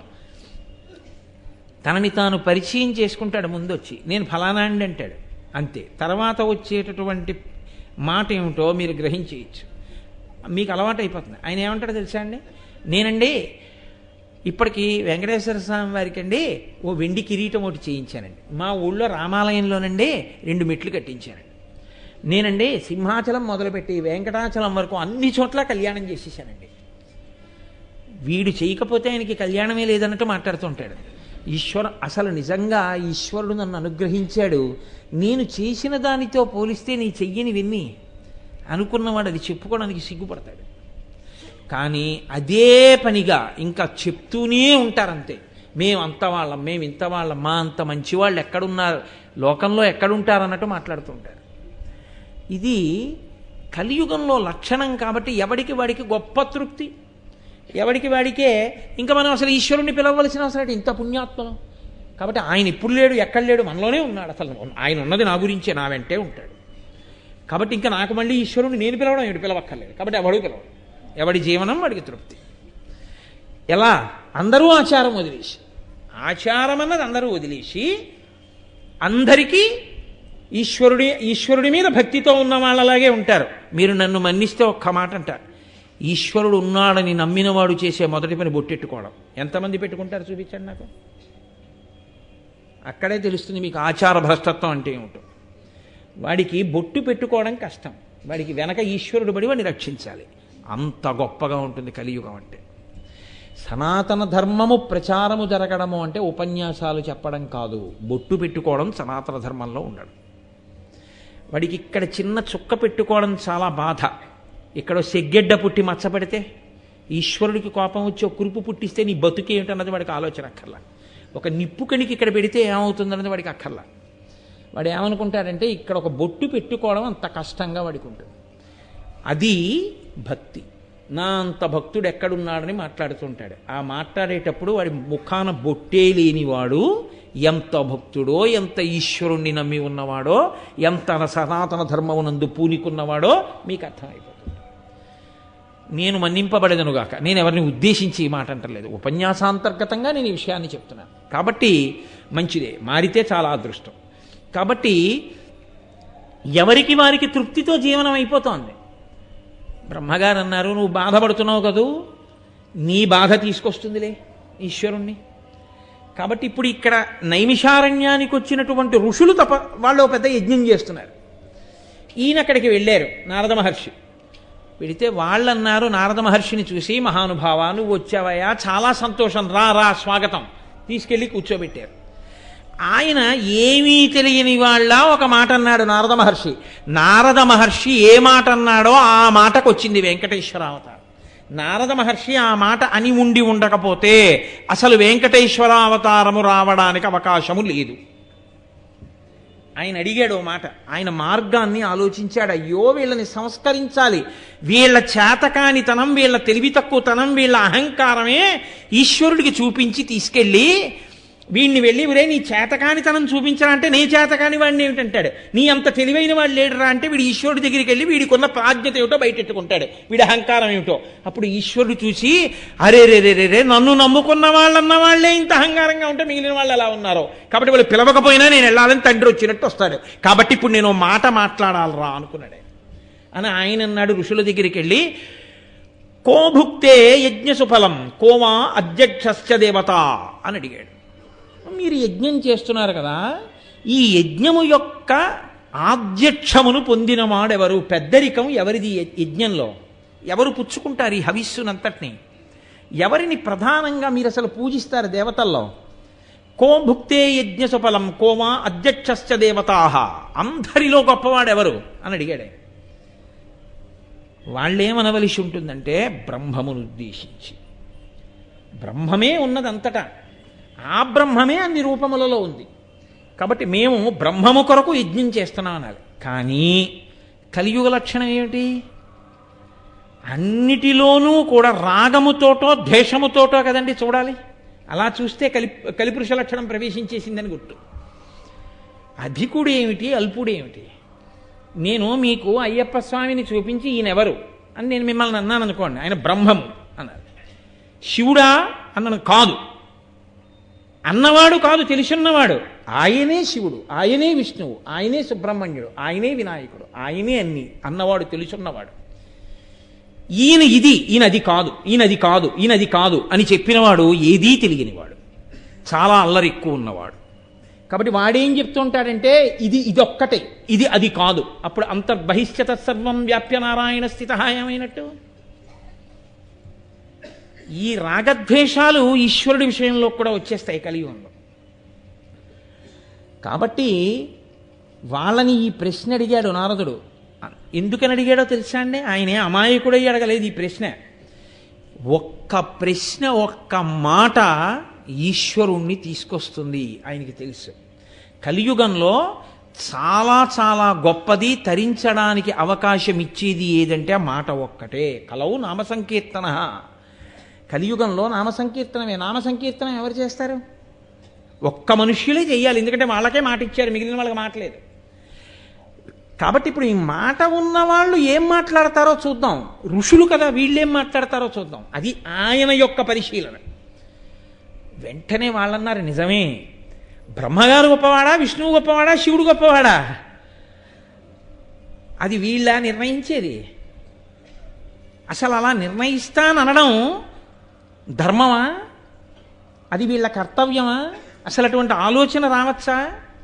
ఒక్క బ్రహ్మము కదు సృష్టికర్తయ్యై స్థితికర్తయ్యై ప్రళయకర్తయ్యై ఉన్నది. ఆ బ్రహ్మమునందు సృష్టికర్త కాని, స్థితికర్త కాని, ప్రళయకర్త కాని ఒకరికన్నా ఒకరు ఎప్పుడు ఎలా తక్కువయ్యారు? అలా తక్కువై ఉంటే బ్రహ్మగారు వరాలిస్తే శ్రీ మహావిష్ణువు అవతారం స్వీకరించి చంపవలసిన అవసరమే ఉంది రాక్షసుల్ని. దేవతలందరూ వెళ్ళి ఋషులందరూ వెళ్ళి అయ్యా వాళ్ళు మమ్మల్ని బాధ పెడుతున్నారని ప్రార్థన చేస్తే అస్తమానం 4 ముఖాలు ఆయన వెళ్ళి వరాలు ఇస్తున్నాడు, ఆయన్నే చంపమనండి. ఆయనేమో మాట ఇచ్చేవాడు, నేను వెళ్ళి చంపేవాడిని ఏంటి, నేను వెళ్ళనంటాడు కదండి. ఎప్పుడన్నా అన్నాడు ఆయన అలాగా? ఆయన ఎప్పుడు అనలేదే. వాళ్ళకి లేదు. ఎందుకు లేదో తెలుసా? ఒక్కటే కారణం, అది బ్రహ్మము. ఒక్క బ్రహ్మమే 3గా ఉంటుంది. ఉండి సృష్టికర్త, స్థితికర్త, ప్రళయకర్త అవుతుంది. ఆయా అవసరములను బట్టి అది మారుతుంది. అందుకే అమ్మ బ్రహ్మము. మాతృదేవోభవ. అమ్మ సృష్టి చేసింది, తన కడుపుని ఆవాసంగా ఇచ్చి పుట్టేటట్టు చేసింది. ఆ అమ్మ పాలిచ్చి స్థితికర్త అయింది, నిలబెట్టింది శరీరాన్ని. ఆ అమ్మ పాలు అన్నం పెట్టి పెంచింది. ఆ అమ్మ పెద్దవాడి అయ్యాక కూర అన్నం పెట్టింది. ఆ అమ్మ నీ భార్య చేత్తో వండించుకు తినరా అని కోడలికి నేర్పి కొడుక్కి పెట్టించింది. ఆ అమ్మే నువ్వు నిద్రపోకపోతే వీపు మీద 4 దెబ్బలు కొట్టి నిన్ను పడుకోబెట్టింది ఉయ్యాల్లో. లయకర్త, స్వల్పకాలిక లయం నిద్ర. ఒక్క అమ్మ సృష్టికర్త, స్థితికర్త, ప్రళయకర్త. ఏది అమ్మ నన్ను పడుకోబెట్టినప్పుడు గొప్పదా, అన్నం పెట్టినప్పుడు గొప్పదా, నన్ను కన్నప్పుడు గొప్పదా? నేను విచారణ చేస్తానని నువ్వు వెళ్ళగలవా? ఈశ్వరుని యొక్క స్వరూపమునందు బ్రహ్మ గొప్ప, విష్ణువు గొప్ప, శివుడు గొప్ప, నేను విచారణ చేస్తానడం కూడా అంతే అహంకారం. అందులో సందేహం ఏం లేదు.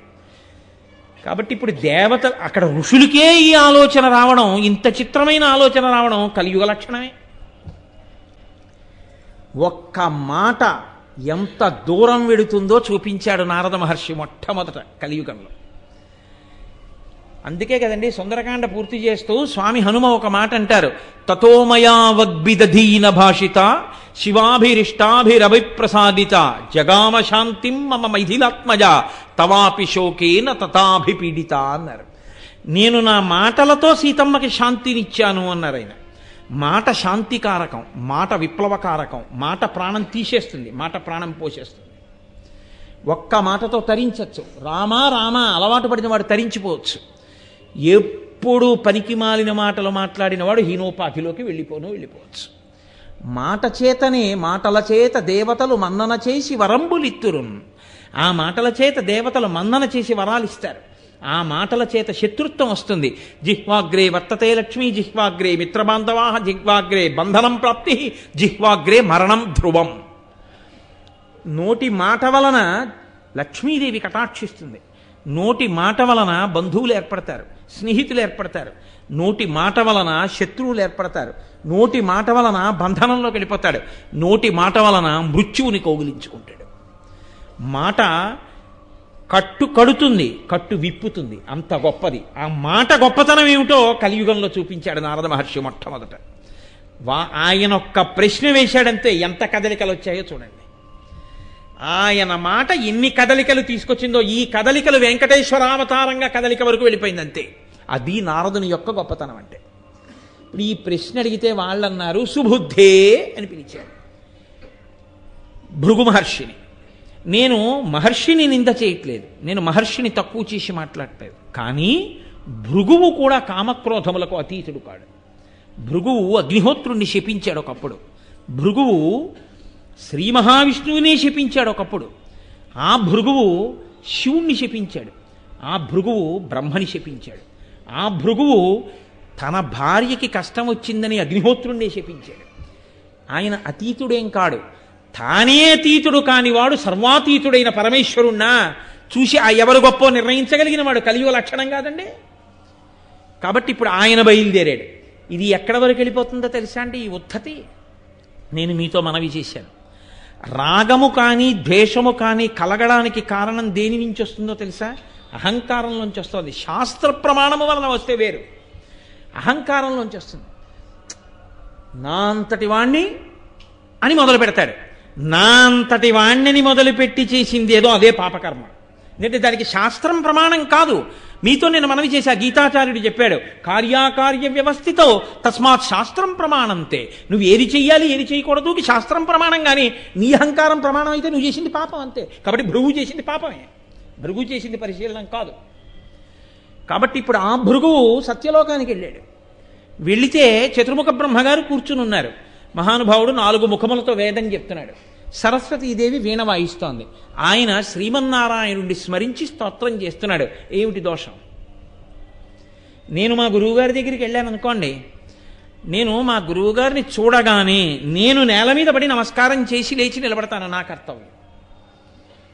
మా గురువుగారు ఇలా చూసి కూడా ఏమనకుండా ఏదో మాట్లాడుతూ ఒక పావుగంట సేపు ఊరుకున్నారనుకోండి, తండ్రి కన్నా గొప్పవాడైనటువంటి గురువుని నన్ను చూసి కూర్చోమ్మనలేదు గురువుగారని నేను ఏదైనా గురువుగారి గురించి వదరి మాట్లాడాను అనుకోండి, నేనా పాడయ్యేది గురువా? తండ్రి కూర్చో అనలేదని తండ్రిని అగౌరవపరుస్తామా? తండ్రి కూర్చో అన్నా కూర్చోవద్దు అన్నా ఆ ఆజ్ఞ పాలించడం తండ్రి గారు కాబట్టి ఆయన్ని నేను చూడడం నా ధన్యత. అంతేగాని ఆయన నన్ను చూడలేదు వెంటనే నన్ను ఆయన పిలవలేదని నేను భావించడం నా అహంకారంలోంచి వచ్చిన భావన. అప్పుడది ఎలా శాస్త్ర ప్రమాణమైంది? కాబట్టి భృగువుకు వచ్చిన ఆలోచన అది. కాబట్టి ఆయన కింద పడి నమస్కారం చేశాడు, చూడలేదు బ్రహ్మగారు. అది ఆయనకి కోపం వచ్చింది. కోపం వచ్చి పతితం స భృగుం దృష్ట్వా నోవాచ వచనం విధి. ఆ కిందబడి నమస్కారం చేసి లేచినటువంటి భృగువుని ఇలా చూసి ఆయన ఇలా తల తిప్పుకున్నాడు. ఆయనకి తెలియదండి ఈశ్వరుడి యందు అంతర్భాగం బ్రహ్మగారు.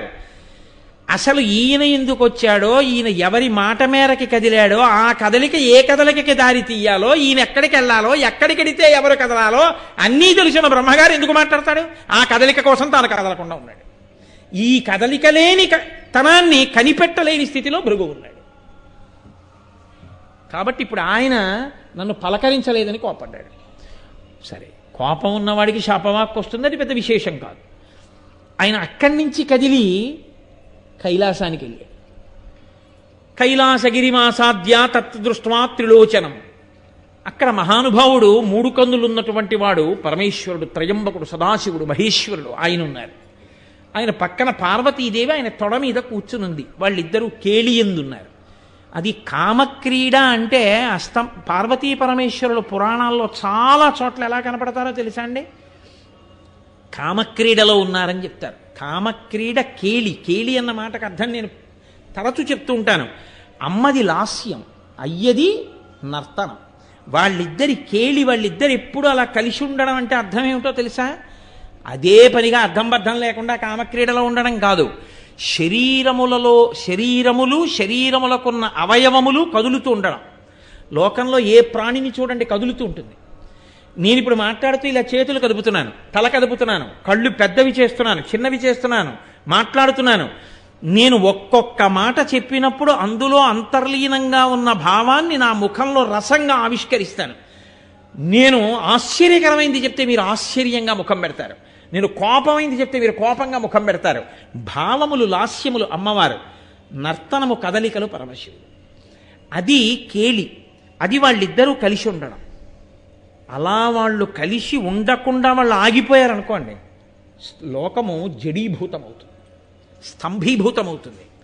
అలా దర్శనం చేయడమే అదృష్టం. అందుకే ఆ తాండవ నృత్యాన్ని దర్శనం చేసి నమస్కరించి వస్తారు తప్ప నా డ్యాన్స్ బాగుందా అని ఆయన అడగాలని ఎవరు అడగకూడదు. కాబట్టి ఈయన కూడా ఏం చేసి ఉండాలి? కిందపడి నమస్కారం చేసిన వాడు నా అదృష్ట హేతువు పరమేశ్వర దర్శనం అయిందని ఒక స్తోత్రం చేసి వెళ్ళాలి. ఆయన అలా చేయలేదు. నన్ను పరమశివుడు పలకరించలేదు. అది శాస్త్రమా? అది అహంకారంలోంచి పుట్టిందా? నిర్ద్వందంగా అహంకారంలోంచే పుట్టింది. అది భృగువే కావచ్చు. ఎక్కడ అవసరాన్ని బట్టి అక్కడ అలా చెప్పక తప్పదు. నేను అందుకే మహర్షిగా నింద చేయట్లేదు. కానీ ఆ సందర్భంలో అవతార ప్రయోజనానికి వచ్చినటువంటి కదలికలు చెప్పినప్పుడు అలా చెప్పడం తప్ప మరొకలా అవకాశం లేదు. కాబట్టి ఇప్పుడు ఆయన ఏకంగా పరమశివుడి మీద నిర్ణయాధికారి. అది ఆయన విచిత్రం. ఏమి ఆశ్చర్యం అండి! పరమశివుని యొక్క వైభవానికి ఈయన న్యాయమూర్తే, చతుర్ముఖ బ్రహ్మగారి వైభవానికి ఈయన న్యాయమూర్తే. ఏమి వాళ్ళకన్నా గొప్పవాడా ఈయన? వాళ్ళ సృష్టిలో వచ్చినవాడు కాడా? వాళ్ళని సృష్టించినవాడా? వాళ్ళకన్నా ఉండిపోయేవాడా? దేనికంత అహంకారం?